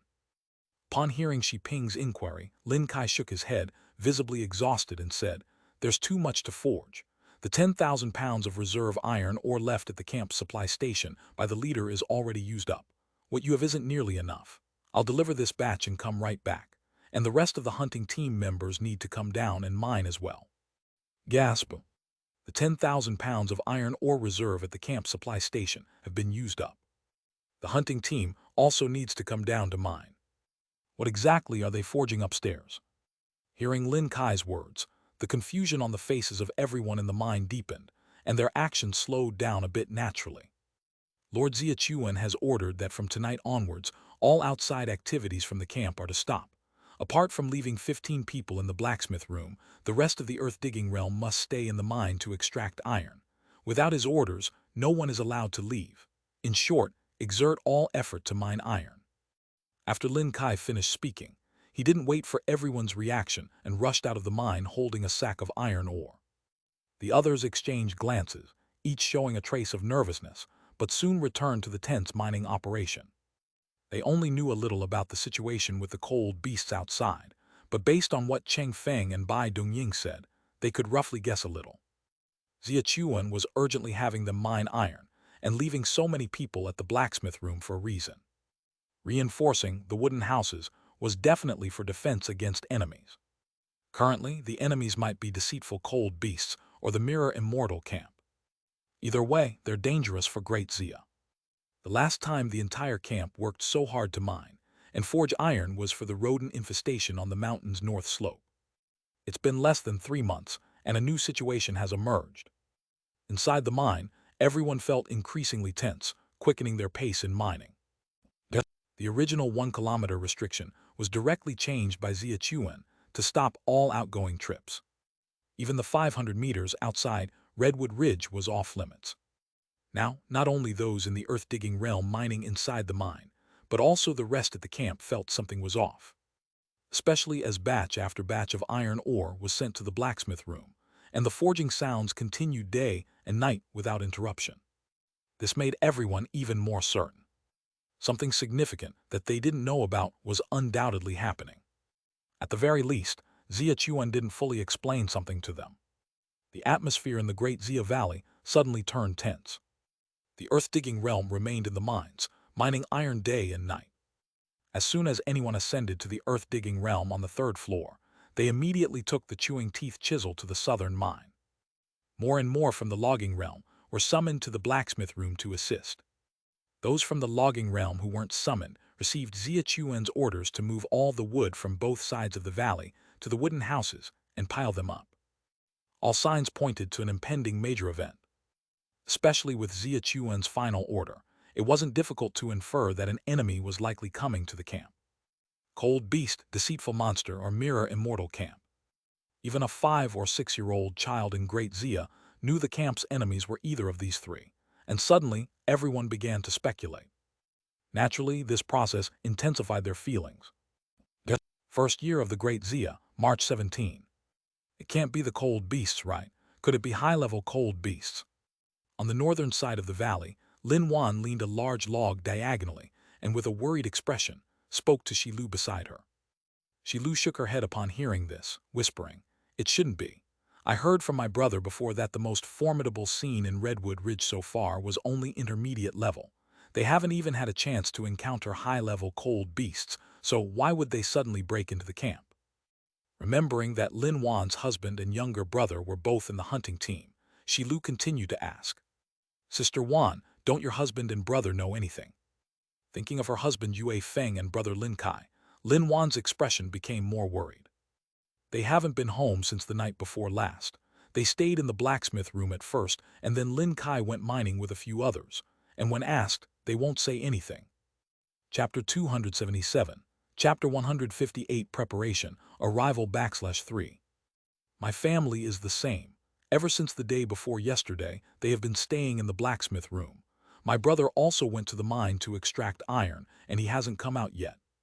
Hearing Shi Lu's words, Lin Wan was reminded that her husband Yuan Cheng and her brother-in-law Yue Feng were both part of the hunting team. After nightfall, I saw Mu Dong leading a lot of people to move many iron lumps and thick chains from the blacksmith room, placing them at the four corners of the wooden house. They also brought out a large iron door and replaced the original one. Using so much iron to reinforce a wooden house and having us move wood to block it around, this situation clearly indicates preparations against cold beasts. Yet, I wonder, what kind of cold beast requires such a vigilant defense?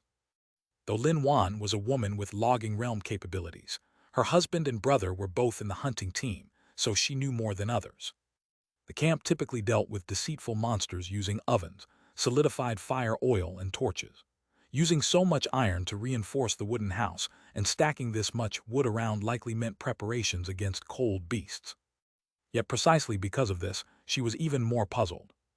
According to her husband and brother, high-level cold beasts were beyond their touch, while intermediate cold beasts surely didn't threaten the camp.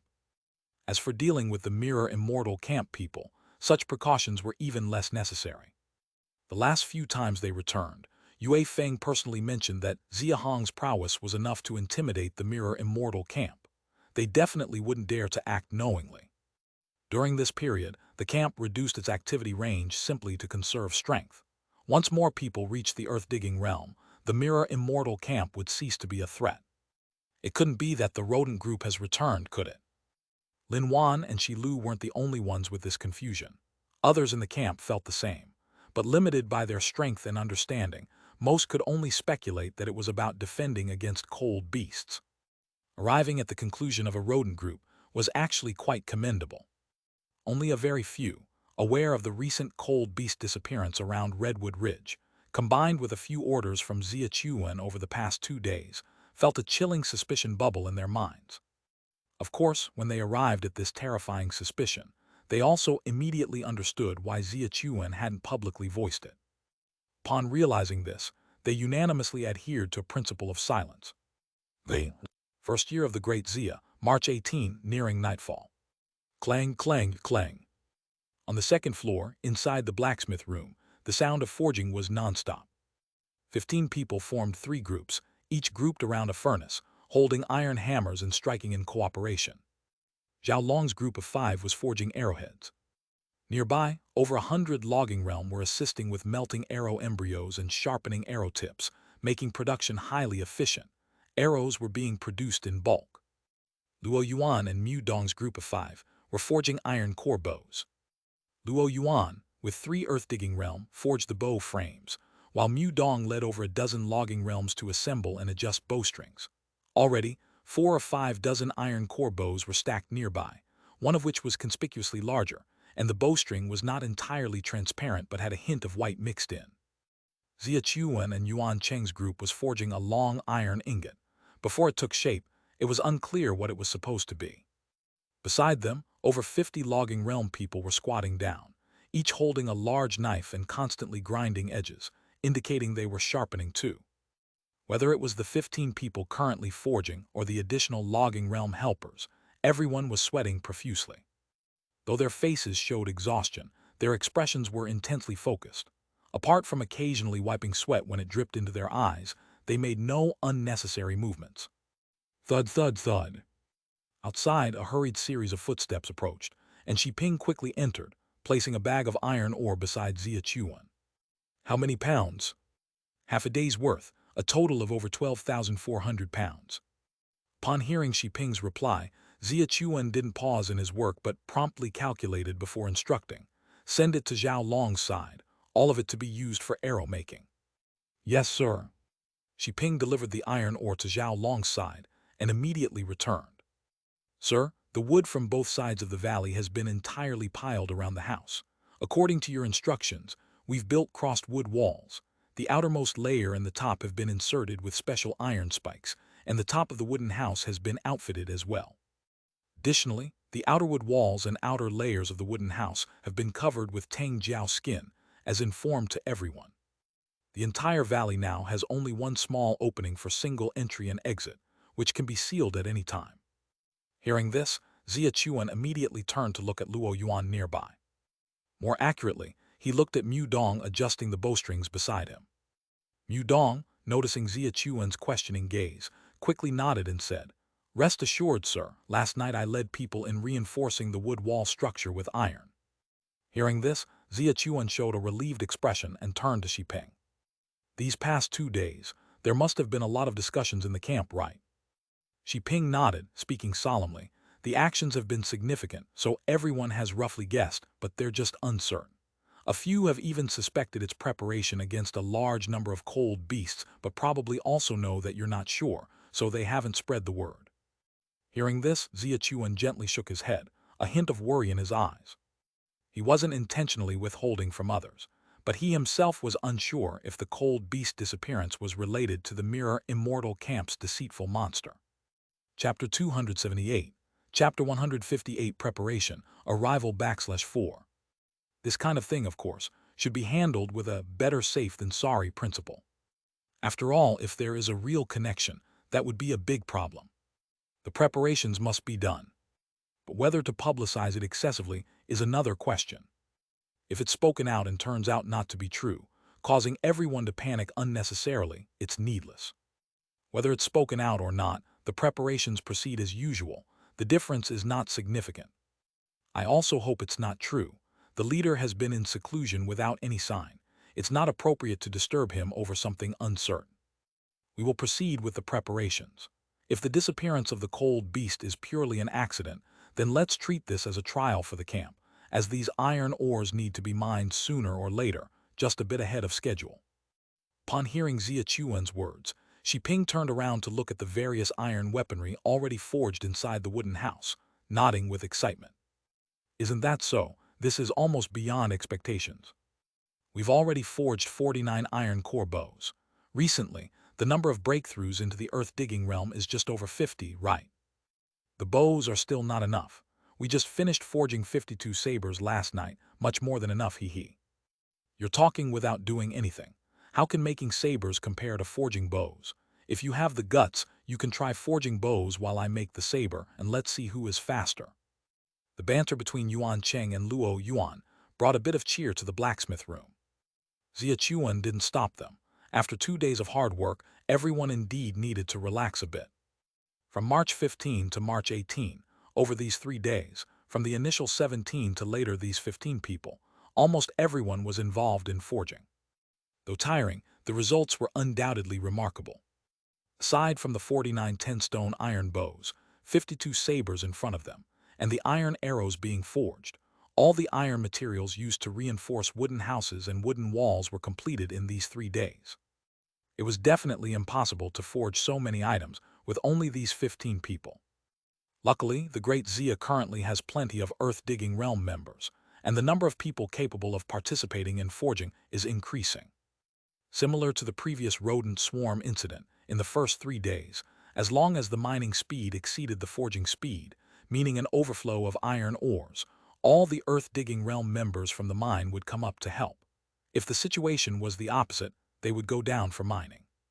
In this way, they managed to complete a nearly impossible task. With the thickened wooden walls, reinforced wooden houses, Tangjiao poison sacks, and the continuously forged iron core bows and sabers, we should have done all the necessary preparations. This is what Big Brother said. Do everything within human power, the rest is up to fate. Xia Chuan took a deep breath and continued forging the long iron ingot on the forge. When he started, the others also stopped chatting idly and returned to their forging tasks. The uninterrupted sound of forging once again echoed throughout the room, transmitting to every corner of the wooden house. The activity in the blacksmith room had been ongoing for 3 days, and the people were already accustomed to it. Even though it wasn't night yet, over an hour until dark, the outside was still bright. Apart from the earth-digging realm members remaining in the mine and the nearly 200 busy in the blacksmith room, most others in the camp were still immersed in their dreams. After half an hour of continuous forging, as the long iron ingot in their hands was almost formed, Xia Chuan and Yuan Cheng, along with the 5 others, couldn't help but show a hint of excitement on their faces. Sir, something else happened. Just as Xia Chuan was about to forge the iron ingot with a single burst of effort, someone suddenly rushed in from outside with an anxious expression. The marking stone on the 3rd floor, there's a reaction. You all continue forging, don't stop, I'll go have a look. Upon hearing this, Xia Chuan's expression drastically changed. He immediately dropped his polishing hammer, instructed the others with a sentence, and swiftly led the man up to the 3rd floor.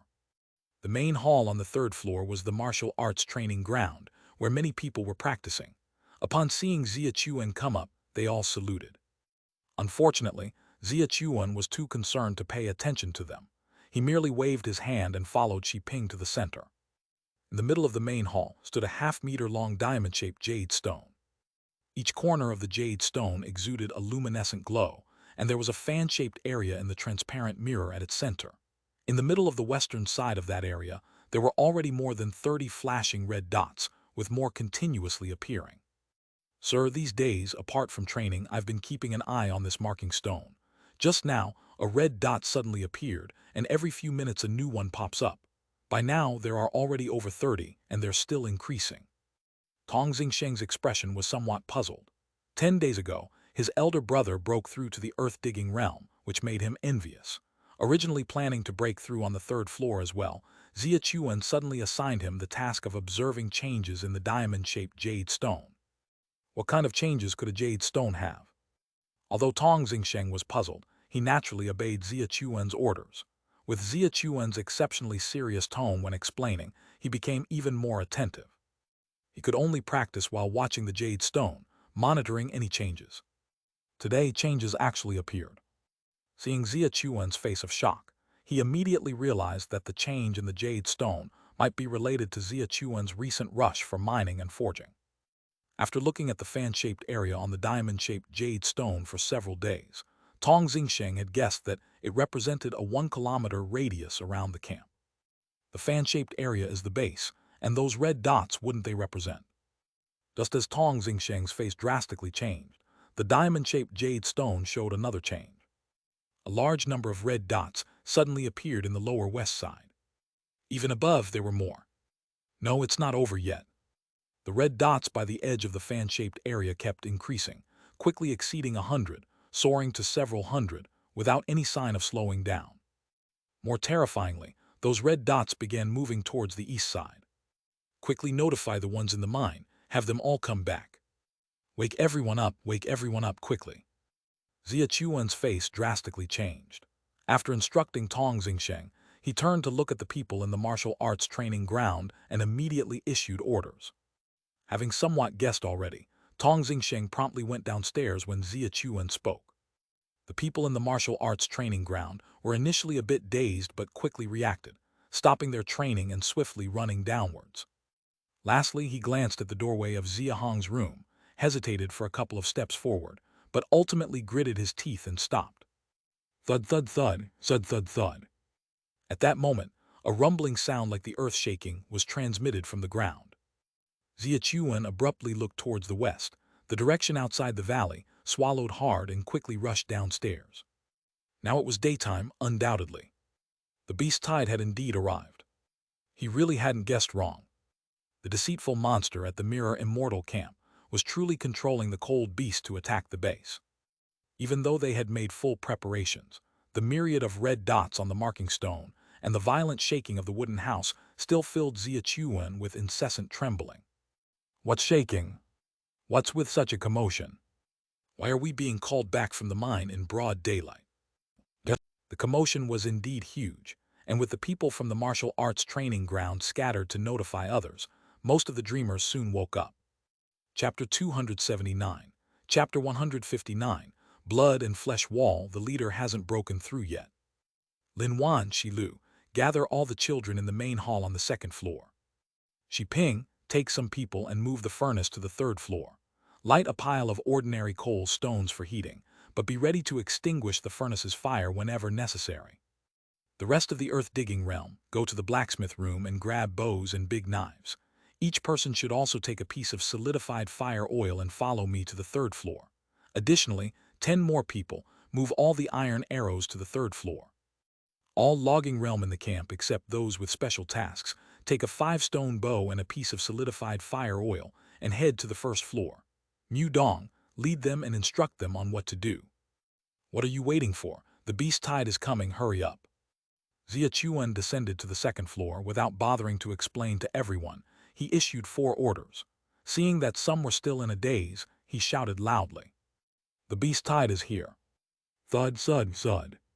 The tremors on the ground continued, and everyone quickly snapped out of it. Those whose names were called had their expressions changed dramatically and immediately turned to action. All children, gather here with me. Xiao Lu, help me hold Yue Yun.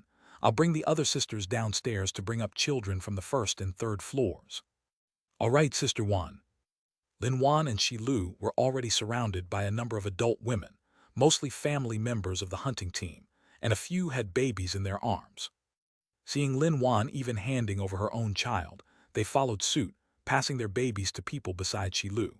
Some followed Lin Wan downstairs, while most started searching and informing in the rooms on the second floor, and a few went up to the third floor. The wooden building had residents on all 3 floors, but the second floor was the most populated, with fewer people living on the first and third floors, thus there were fewer children as well, requiring fewer people to manage. Meanwhile, Shi Ping was leading people by the central iron chains to lift the iron refining furnace to the third floor. In front of the camp supply station, Tong Xinglong and Ying Yi began distributing weapons and solidified fire oil.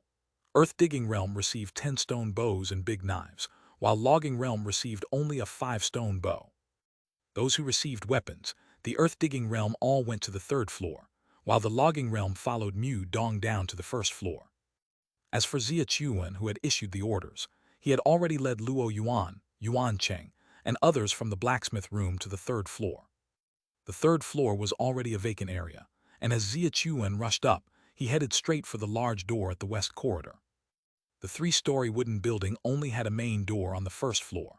On the 4 sides of the second floor, every 10 meters there was a window large enough for 2 people, while the highest third floor had a 3-meter-wide corridor around it.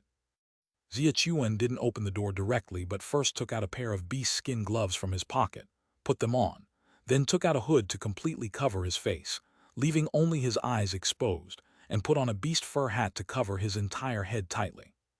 Finally, he took out a piece of white silk fabric and tied it above his eyes. Luo Yuan, Yuan Cheng, Zhao Long, and the earth-digging realm who followed him to the third floor all followed his example, covering themselves thoroughly.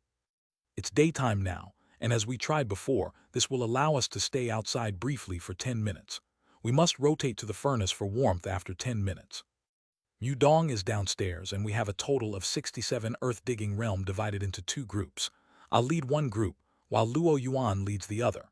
My group will go out first, Luo Yuan. You keep your group inside to shoot arrows from the shadow, and when it's time, we'll switch. Understood. With limited time, Xia Chuan quickly finished his words, gestured to everyone, took a deep breath, and slowly opened the wooden door leading to the corridor, looking serious. Whoosh! A biting cold wind howled in from outside the door. Despite everyone being tightly covered, more than half of their bodies shivered involuntarily. Hiss! Those further inside only shivered, but those outside started trembling, especially Xia Chuan, who faced the daylight directly, with a layer of white frost quickly forming on the outside of his clothes. This showed unmistakably as a result of alternating cold and warmth. Inside the wooden building, the iron refining furnace provided warmth, but outside was a different story. The cold atmosphere, coupled with the icy sunlight, made Xia Chuan momentarily freeze for 3 or 4 breaths. He clenched his teeth, took an iron core bow from his back, and led everyone to the corridor, looking toward the passage on the west side of the valley through the silk fabric. Thud, thud, thud. The tremors on the ground grew more intense.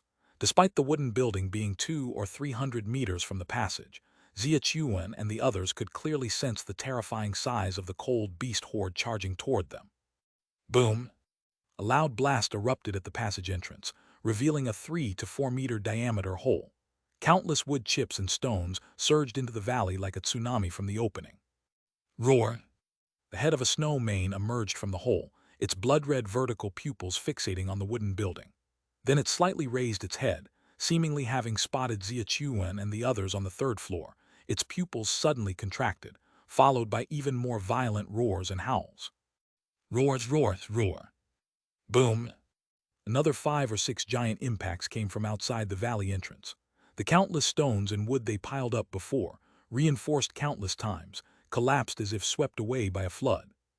As the crashing sounds echoed, debris flew everywhere, and the nearly 50-meter-wide passage shattered, leaving nothing to obstruct it. Chapter 280. Chapter 159. Blood and Flesh Wall the leader hasn't broken through yet, /2. At this moment, the scene outside the passage finally imprinted itself into the eyes of Xia Chuan and the earth-digging realm experts on the 3rd floor. Gulp 300, 400, just how many are there? Yuan Cheng's pupils quaked as he swallowed a mouthful of saliva, as if he couldn't even feel the cold of the outside world. His body's shivering was abruptly stopped by sheer fright. Not only him, but also Luo Yuan, the 3 Xiaolong brothers Yue Feng, Lin Kai, Su Ning, and the rest of the earth-digging realm individuals on the 3rd floor, all had their faces instantly filled with despair. At the mouth of the valley, countless cold beasts were flooding in relentlessly. The first to charge in were the larger snow manes and demon sheep, running side by side, each about 3 to 5 meters long, numbering nearly 100 each. No wonder all the rubble and wood at the mouth of the valley couldn't hold them back. 200 or 300 snow manes and demon sheep, even if they're only low-level, the destruction they cause by charging simultaneously is enough to shake the heavens and earth. Even worse, above these 2 beasts, frost wolves are continuously climbing up the northern and southern sides of the valley, clawing at the stone walls and circling to charge toward the wooden house from the sides. Directly above the valley, at the intersecting stone walls of Twin Dragon Mountain, heads of Tangjiaos protruded, their eyes blood-red, staring at the wooden house below. They too descended the mountain wall towards the east side of the wooden house, which was the deepest part of the valley. What are you all standing there for, waiting to die? In Xia Chuan's trembling shout, one could see that his despair was no less than the others. But despite the despair, his actions of drawing the bow and notching the arrow were not slow at all, quickly shooting an iron arrow at a low-level snow mane that had already started crashing into the wooden wall. Everyone, don't stand around dazed. No matter what, we can't just stand here waiting to die. That's right, let's fight these damned beasts. I've just broken through to the earth-digging realm, so I need to take one down with me. With the wooden wall blocking them, killing one is a victory. Everyone else snapped out of it at this moment, shouting angrily to bolster their courage, stepping forward quickly to draw their bows and shoot arrows crazily outside the wooden wall. Swoosh, swoosh, swoosh. Not only those in the corridor, but in the shadows inside the wooden house, Luo Yuan led another group passing arrows to Xia Chuan's group while finding openings to shoot arrows at the outside as well. Bang! The first snow mane struck the wooden wall several times, yet it didn't budge at all. In fact, not only did it not move, but the wooden wall seemed to become even more solid under its impacts, with each ensuing strike causing less and less commotion. Not only that, the part of the snow mane's body that crashed against the wall showed many wounds, from which dark green blood flowed. Seeing this scene, Xia Chuan and the others' eyes lit up immediately. The wooden wall on the west side had already been piled up 100 meters thick and over 10 meters high, laid out in a crisscross pattern with many specially made iron spikes. Roar! The pain triggered the ferocity of the snow mane, and after a furious growl, it didn't retreat but instead mustered more strength to charge again. Whoosh! But Xia Chuan and the others on the upper floor wouldn't give it a second chance. Dozens of iron arrows shot through the many gaps in the wooden walls, directly hitting the body of the snow mane. It's worth noting that each of these arrows had an impact force of over 10,000 pounds. The 70-centimeter-long pure iron arrows mostly penetrated the flesh of the snow mane, deeply embedding into its body.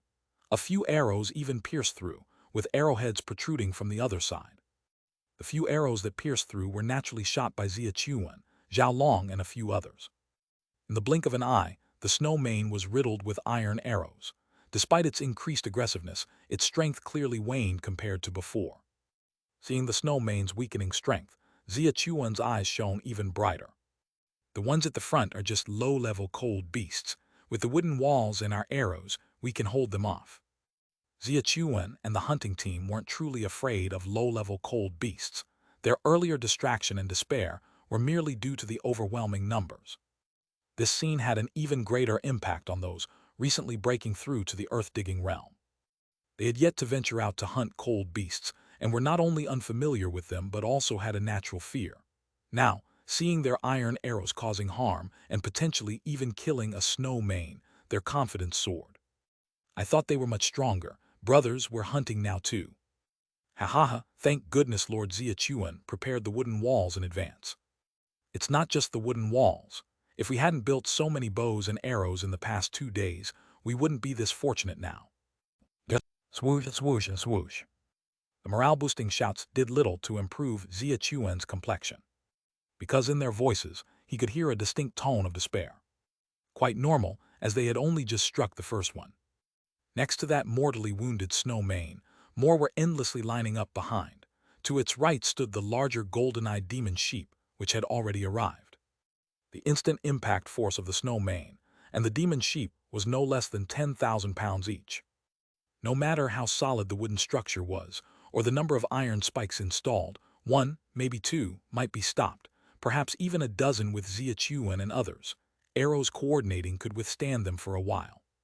But at this moment, what was charging in from outside the valley were hundreds. Bam! The demon sheep reached the wooden wall, and with a ferocious push from its 6 sharp horns, the wooden wall exploded and scattered. Chapter 281, Chapter 159, Blood and Flesh Wall. The leader hasn't broken through yet. The 100-meter-thick wooden walls, arranged in a slanted cross pattern, began to collapse like a withered tree. Roar! As the wooden walls began to collapse, the emotions of the cold beasts seemed to surge as well. They let out several roars and charged violently towards the wooden houses on the east side. Shoot arrows faster, don't stop. Aim for the demon sheep first, don't let them continue to destroy the wooden walls. Xia Chuan shifted targets, aiming at the leading demon sheep. The iron arrows shot through the air. Although they hit the demon sheep, most of them struck their backs, and a few were even deflected by their sharp horns. These cold beasts are no fools. Except for the first snow mane that was shot down easily, the subsequent cold beasts charged with their heads down, not giving a single opportunity. Originally standing on the 3rd floor, overlooking everything, Xia Chuan and the others were now dumbfounded by the intelligence of these cold beasts. From a high position indeed, one can see far and shoot far. But hitting the vital parts of these cold beasts is difficult. The demon sheep's back golden eye must be open to be the fatal point. The snow mane's fatal points are only the eyes and abdomen. These 2 positions are impossible to hit from a high vantage point. The more than 100-meter wooden walls, in a matter of moments, collapsed completely, leaving the front row of snow manes and demon sheep only 20 or 30 meters from the west wall of the wooden house. Roar! The first snow mane to arrive, not knowing if it was too smug or sending signals to its kind, suddenly roared at the sky. Thud! In that moment of looking up, 2 swift iron arrows each carried a white beam, piercing straight through its eyes. Screech! The snow mane howled in pain as its eyes were pierced. Its ferocity surged, lowering its head, charging madly at the wooden house wall. Unfortunately, it only charged 2 or 3 meters before its limbs gave way, slipping and falling to the ground. Whimpers roar. The blinded snow mane seemed to detect something terrifying, struggling on the ground trying to stand up, but no matter what, it couldn't. The sudden change in the snow mane left others momentarily stunned. Getting its eyes shot out is indeed fatal. But with the snow mane's vitality, even if it were to die, it wouldn't be this quick. Moreover, the snow mane's reaction clearly wasn't a near-death one, just a sudden weakness in its limbs. The next scene left everyone more baffled. The cold beasts trying to charge the wooden house wall, be it the snow manes or demon sheep, began slipping as they neared the wall, then went weak on the ground. In an instant, a dozen cold beasts were floundering at the wooden house entrance, trying to stand, but no matter what they did, it was impossible. It's the Tang Jiao poison, it's the Tang Jiao poison. The wooden wall is lined with intermediate Tang Jiao skin. They got stained when they crashed into it. As Shi Ping spoke, everyone immediately reacted, and those who helped line the Tang Jiao skin realized it after the fact. In a flash, everyone looked at Xia Chuan, their eyes filled with admiration. Zhao Long. Xia Chuan wasn't in the mood to pay attention to the others. Seeing so many cold beasts hit at the front of the wooden house, a fleeting joy flashed in his eyes, and he immediately turned to call Zhao Long. Zhao Long nodded, retrieving a pure white sphere from his chest, attaching it to an iron arrow, igniting it with flame, and shooting it directly into the distant cluster of cold beasts. Hiss! The instant the white sphere ignited, it spewed thick white smoke, and as it exploded in the midst of the cold beasts, it erupted into an enormous white fog, encompassing the entire valley in less than 10 breaths. Before the white fog spread, Xia Chuan had already taken a detoxification pill and swallowed it. Without his reminder, when others saw the white sphere, they had already taken theirs in advance. Yes, the poisoned sacs of low-level Tang Jiao should also have a considerable effect on these cold beasts. Lord Xia Chuan is truly brilliant. In the crowd, Hong Mu, who was shooting arrows, turned to look at Xia Chuan at the forefront, his eyes filled with even more admiration. Come to think of it, he was 2 years older than Xia Chuan.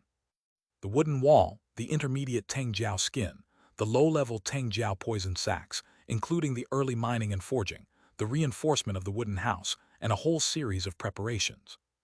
Not to mention doing it, he wouldn't even have thought of it. Facing this mountain-like storm of cold beasts, anyone else would despair, but under Xia Chuan's step-by-step strategy, a strange sense of hope was kindled within him. Maybe it can really be stopped. Hong Mu wasn't the only one thinking this, the others were as well. From the cold beasts breaking through the valley entrance till now, 7 or 8 minutes have passed. Hundreds of cold beasts around the wooden house still haven't reached its side. Maybe it really can be stopped. The idea is vast, but reality is often harsh. The hope that just rose in everyone's hearts was snuffed out by the intense tremors underfoot. Bang! It's the Tang Jiao at the back. Feeling the tremors coming from the east side of the wooden house, Xia Chuan immediately reacted. It was the Tang Jiao that had just come down from the crossed path over the valley, now starting to strike the wooden house from behind. Where are Luo Yuan's people? Xia Chuan turned his head, finding only 5 or 6 people left in the shadow inside the wooden house, and immediately voiced his inquiry. Chapter 282. Chapter 159. Blood and Flesh Wall. The leader hasn't broken through yet. Sir, he has already taken people to the east corridor, and Zhao Hu and Zhao Bao have also taken a few people to the corridors on the north and south sides. No wonder the frost wolves on the north and south sides haven't hit us yet. Upon realizing this, Xia Chuan's expression became even more grim. Of course, it wasn't to blame Luo Yuan. He initially called Luo Yuan to guard the east side against the Tang Jiao. Zhao Hu and Zhao Bao took people ahead of time to guard the frost wolves on the north and south sides, which was exactly as he intended. The problem is that all earth-digging realm warriors on their side have already been deployed, and to cover all 4 directions, they've practically reached their limits. The original plan was to split into 2 groups, his group of 34 people and Luo Yuan's group of 33, only to guard the west side, taking turns in the corridor. But there are just too many cold beasts. Not only are there many of them, but the 4 groups seem to be working together. The snow-maned demon sheep charges the west front. The frost wolves split into 2 groups, detouring along the mountain wall to attack the north and south sides. The Teng Jiao drops directly from above the valley to strike the back of the wooden house on the east side. With cooperation on all 4 sides, they simply don't have enough people. Luo Yuan, Zhao Hu, and Zhao Bao knew the pressure on the west side was heavy and probably only took 8 to 9 people each. There are 40 people on his side the most. But even with 40 people, they can't hold off the 200 to 300 cold beasts in front of them. If that's their situation, the outcome for the other 3 directions with only 10 people each is predictable. Worse yet, Xia Chuan felt his eyes, covered by white gauze, beginning to sting, and his body's surface temperature was dropping rapidly. He probably wouldn't last much longer. The limit is 10 minutes. 9 have already passed. At most, I can hold on for another minute, then I won't be able to endure and staying outside any longer. Even if not killed by cold beasts, we'd freeze to death. With urgency in his heart, Xia Chuan turned to look at Yuan Cheng and the others, finding that frost had started forming on their bodies, their archery posture becoming increasingly distorted, and their accuracy was already much worse than before. After all, without reaching the cold resistance level, 10 minutes is the limit. If it weren't for this white silk fabric, they probably couldn't hold out even for 10 minutes. Chuan, should we notify the leader? We can't hold on. Yuan Cheng's voice trembled slightly as he spoke. He was the 7th in Great Xia to break through to the earth-digging realm, and given his condition, it's easy to imagine how it was for the others. Although the others' hands didn't stop the archery action, their eyes were focused on Xia Chuan, clearly agreeing with Yuan Cheng's suggestion. Xia Chuan turned his head. Directly opposite the corridor was Xia Hong's room door. He took just one look before quickly turning his head back to look out the wooden house, gritting his teeth, and said, "Eldest brother is still breaking through. We can't disturb him. We'll handle this ourselves." The Tang Jiao poison mist spread out, causing some impact on the cold beasts, but not deadly, and mostly only on those in the front. As the cold beasts in the back continued to replace those in front, the mist's effect visibly weakened, and even later had almost no impact on the cold beasts. Bam, bam, bam. Finally, the first snow mane slammed into the main door, followed by the second, third, fourth. The sound of cold beasts' fierce impacts came one after another. The Great Xia wooden house spans 200 meters long on each side, with stakes driven more than 2 meters deep into the ground, mixed with much iron reinforcement inside. The original design was indeed to prevent a large number of cold beasts from crashing in. But who could have imagined so many would come all at once? Crack! The crashing grew louder, and the wooden house trembled more violently. Finally, after dozens of hits, there came a cracking sound. Everyone inside, head to the 2nd floor quickly. Xia Chuan felt the cold in his body had reached its peak. Remaining outside any longer would make them faint. He shouted to everyone. All people put away their bows and arrows, quickly retreating from the corridor to the interior. Zhao Long, take people to notify Luo Yuan, Zhao Hu, Zhao Bao, everyone to the 2nd floor. Staying outside will die even faster. All right. Zhao Long led a few people towards the other corridors, while Xia Chuan took the remaining people directly down to the 2nd floor. Help! Cold beasts have broken in from the side. Quick, we need people. Cold beasts are rushing in from the back. Everyone stay in the main hall, don't run around, I'll go notify people. Before even reaching the 2nd floor, the sounds of panic and shouting reached his ears, and without hesitation, Xia Chuan rushed down directly. Seeing the scene downstairs, his pupils constricted instantly. At the end of the 4 corridors on the southeast and northwest sides of the 2nd floor, holes 3 to 4 meters wide had already been broken through. Up to 3 to 4 frost wolves on the north and south corridors were already rushing towards the main hall. On the west side, a snow mane head just poked through a hole, its blood-red, ferocious eyes fixed on the iron refining furnace, full of excitement and madness. On the east side, half of a Teng Jiao had crawled in, its vertical pupils staring intently at the iron refining furnace, filled with desire. Having seen this look of the cold beasts countless times while using small torches as bait, Xia understood immediately. No, compared to small torches, their gazes at the iron refining furnace were even more crazed. Luo Yuan, take people to kill the Teng Jiao. Zhao Long, you three bring people to kill the 2 frost wolves on the south. Huang Yang, Han Gang, take people to drive out the snow mane. Yuan Cheng, follow me to kill the frost wolves on the north, act quickly, and block up the corridor entrances immediately after killing them. Though Xia arranged everything clearly, the despair in his eyes was several times thicker than just now. Chapter 283. Chapter 159. Blood and Flesh Wall. Has the leader not broken through yet? A few low-level cold beasts don't pose much of a problem.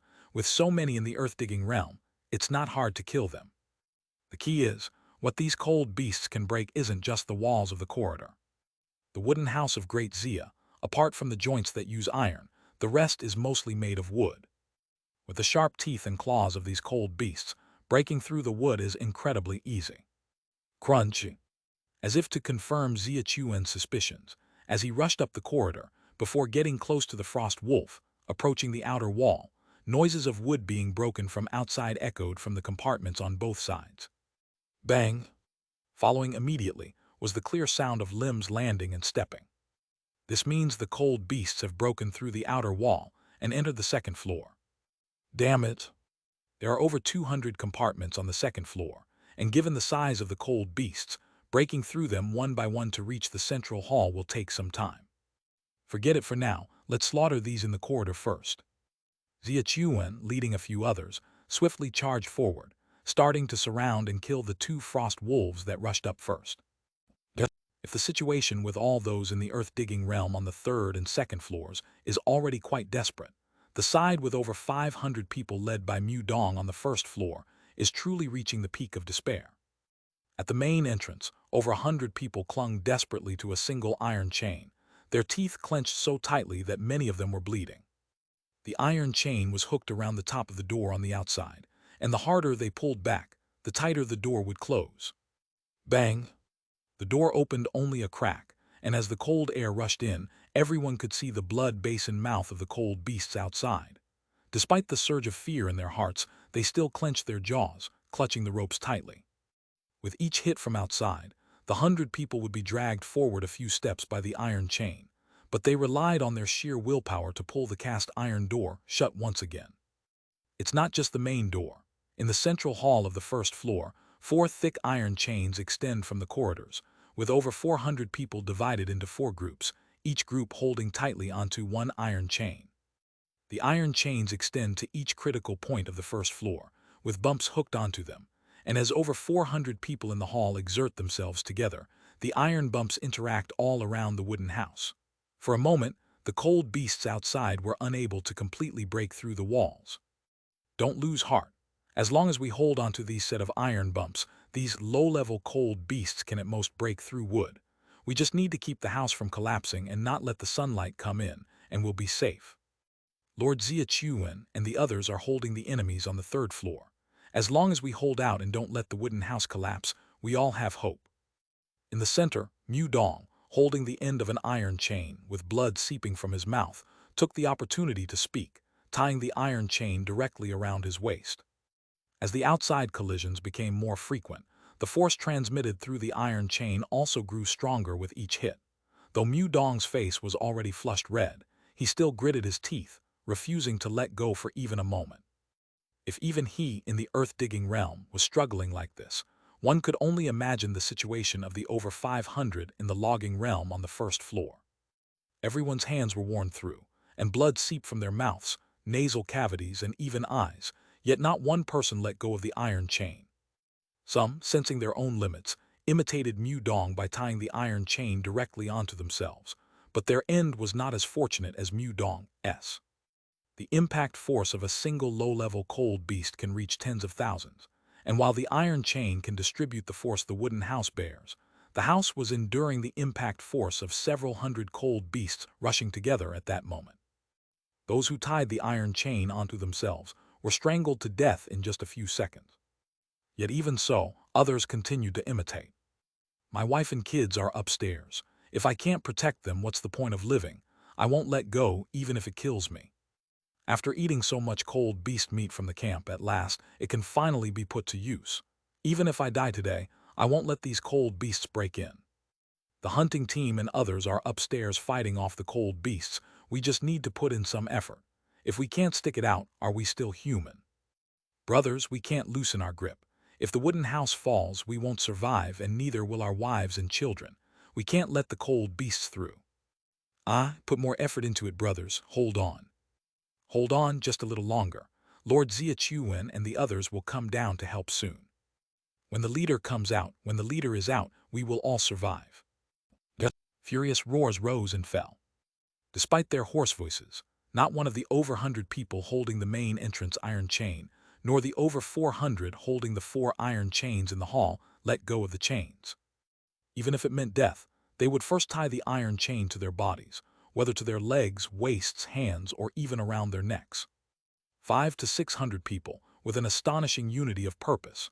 As long as they could hold the iron chains and keep the wooden house standing, they were willing to give their lives. If the wooden walls can't hold, we'll build a wall with blood and flesh. Yu Dong, at the end of an iron chain, despite his waist being chafed to blood, was also caught up in the shared emotion and roared up to the sky, veins standing out on his hands, pulling the iron chain back with all his might. But he had barely retreated an inch when the wooden house shuddered violently again, and he was pulled back. Has the leader not come out yet? Yu Dong's vision blurred a bit, and a sense of despair slowly began to grow in his heart. He had just seen the cold beasts outside. With that number of cold beasts, he knew in his heart that Xia and the others alone wouldn't be able to hold them off. Right now only Xia Hong. Not just Yu Dong, but everyone else as well thought of Xia Hong's name. Only the leader Xia Hong, who had consistently led them to create miracles, was their only hope. Has the leader not successfully broken through yet? Chapter 284, Chapter 160, Night falls, it has arrived. Second floor corridor. A frost wolf's limbs were entangled by white silk threads, its body already flipped over, belly up, trying to turn around with teeth baring and claws waving. A large knife suddenly slashed from the side, and the frost wolf's belly was immediately sliced into two, spraying out dark green blood, with intestines and organs spilling all over the ground. After Xia killed the enemy with a single stroke, the bulging veins on his hands gradually calmed down.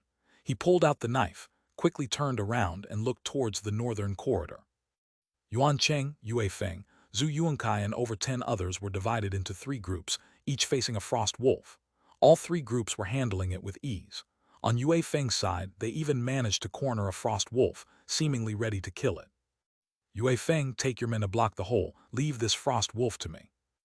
Xia leaped forward, slashing the frost wolf with a transverse knife, taking over the battlefield while shouting orders at Yue Feng and his team.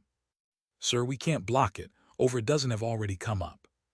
Just as Yue Feng was about to lead his men to the end of the corridor, Su Ning's warning voice came from not far away. Xia swung his transverse knife to sweep the frost wolf aside, glancing back with a chill in his heart. The 2 frost wolves that climbed up first had already been killed by him and the others. The 4 current frost wolves were the second wave that climbed up. 4 frost wolves, for over a dozen earth-digging realm-level fighters, were more than manageable. But the problem was, these 4 frost wolves caused them to miss the best opportunity to block the hole. There were already more than 10 frost wolves rushing into the corridor. At the end of the corridor, frost wolves were continuously squeezing through the hole. The moment those frost wolves' heads peeked in, their eyes quickly focused on the furnace on the 3rd floor, filled with excitement and madness. Roar! The frost wolves that hadn't fully squeezed in were already this crazy. As for those inside the corridor, and the one fighting him now, there's no need to mention their reaction. Swish and swish and swish. If Su Ning hadn't led a few men to madly shoot arrows to suppress them, the frost wolves in the corridor would have rushed into the main hall long ago. In the main hall on the 2nd floor, all the women and children in the camp were gathered. Take all the children to the 3rd floor. Having finally resolved the frost wolf at hand, Xia pulled out his large knife, casually wiped the green blood off his face, and urgently spoke towards the center of the main hall. Yes, sir. Lin Wan, Shi Lu, and the other women in charge of looking after the children immediately sprang into action upon hearing the command. Children, hurry upstairs quickly. All right. In the Ice Abyss world, the average lifespan of a week camp is just over 40 years. Hence there are no elderly people, and Great Xia is no exception. Among the 1088 people in Great Xia, excluding 67 earth-digging realm fighters and over 500 logging realm fighters, the remaining over 400 children are mostly under the age of 15. Under 15, there are differences as well. Older children have already begun training. Even if they haven't reached the earth-digging realm, their strength is often 3,000 to 4,000 pounds. The youngest are still infants who need to be carried. Typically, such a large-scale cold beast invasion would surely make these never-before-out children panic-stricken. But in reality, aside from the occasional crying of a few infants, none of these kids made any noise. The older children even helped hold infants. Even 5- or 6-year-olds simply pursed their lips and silently followed the team upstairs in an orderly manner, without the need for Lin Wan and Shi Lu to worry. When they saw the ferocious cold beasts, of course, there was fear in their eyes. Some, like Luo and Zhu Ping, had fathers fighting the cold beasts on the second floor. Apart from fear, they had worry for their fathers. Some women carrying infants were also concerned about their husbands. Despite the myriad emotions in their eyes, knowing they couldn't do much to help, their only option was to obediently listen to Xia Chuan and others, not to cause any more trouble. So even if they were terrified and flustered, they gritted their teeth and made no sound, not wanting to disturb those fighting the cold beasts. Sir, more cold beasts have entered the wooden house, and there should be a lot intruding through the partitions too. They're all rushing towards the stove, and we can't hold them back with just our people. If we don't extinguish the fire now, it will be too late. I've already lit a regular bonfire with wood on the 3rd floor. Temperature won't be a problem. Xia Chuan was blocking a frost wolf charging towards the main hall in the northern corridor when he heard Shi Ping's loud shout from the staircase, and a trace of struggle immediately arose in his eyes. Shi Ping's voice was so loud that all the earth-digging realm fighters trying to block the cold beasts in the 4 corridors on the 2nd floor turned to look at Xia Chuan. Noticing the struggle on Xia Chuan's face, everyone showed a hint of confusion. Bam! Coincidentally, at that moment, a room on the edge of the 2nd floor's main hall was suddenly broken from the inside. Flying out was the corpse of a demon sheep with its head bitten off.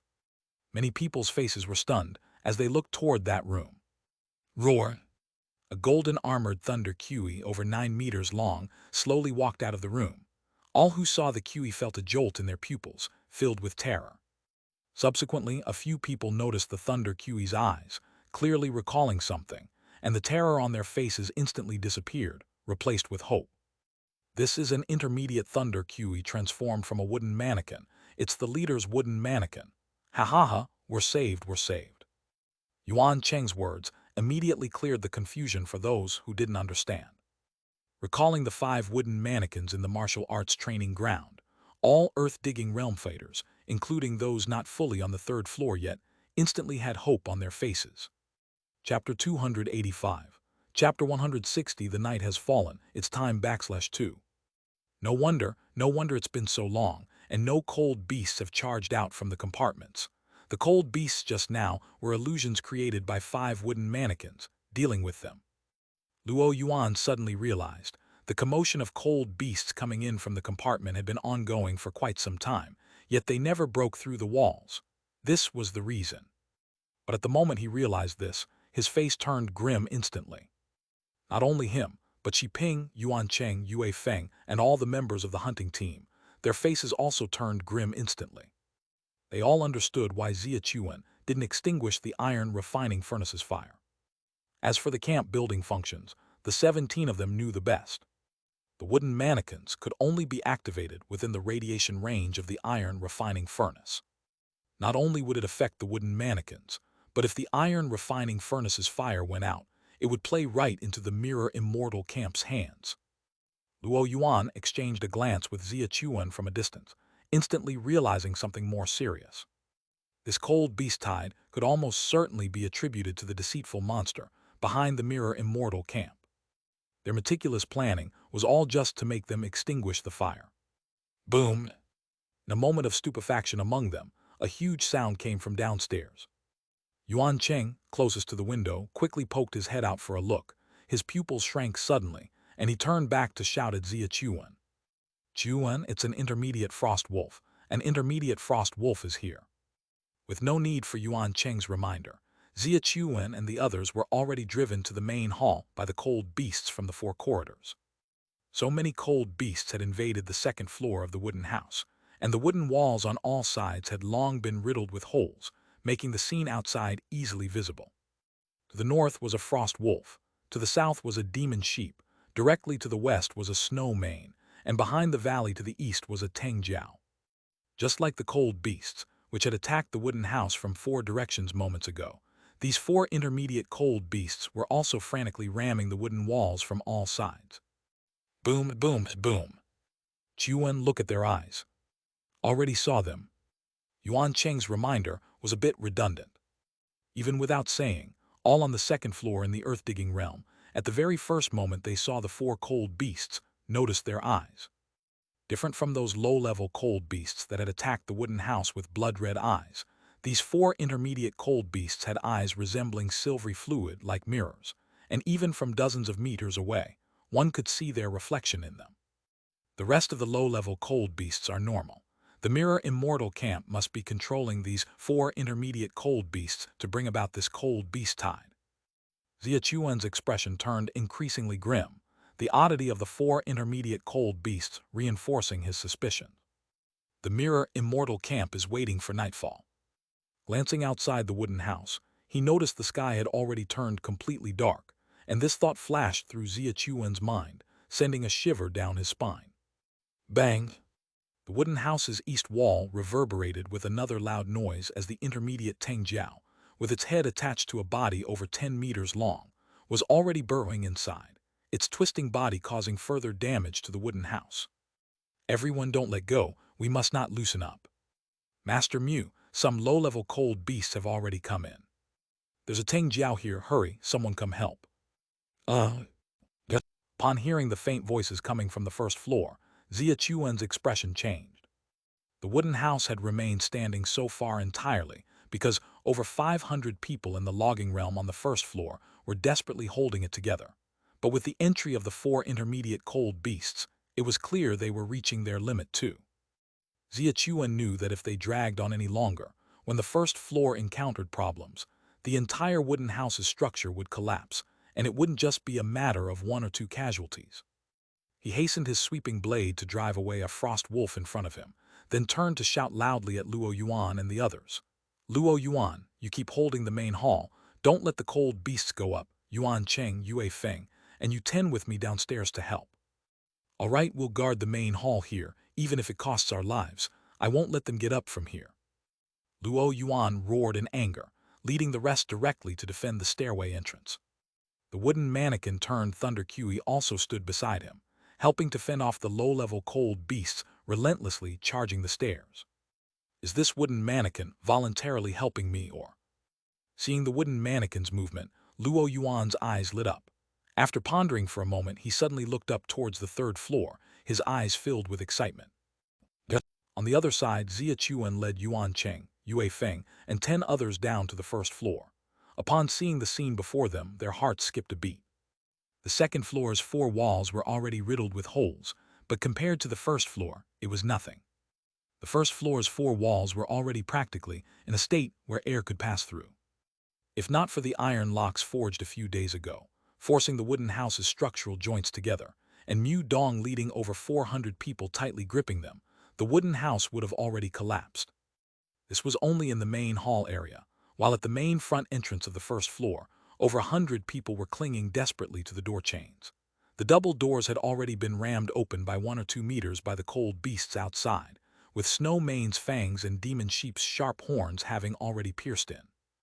Not to mention the front door, even the wooden walls to either side of it were in tatters, with several snow mane and demon sheep heads already thrusting in, their bodies continually pushing inwards. Yuan Cheng, you take 5 people to help them guard the main entrance. Yue Feng, you 6 with me to help Mu Dong quickly. With Xia Chuan's command, the 12 quickly split into 2 teams.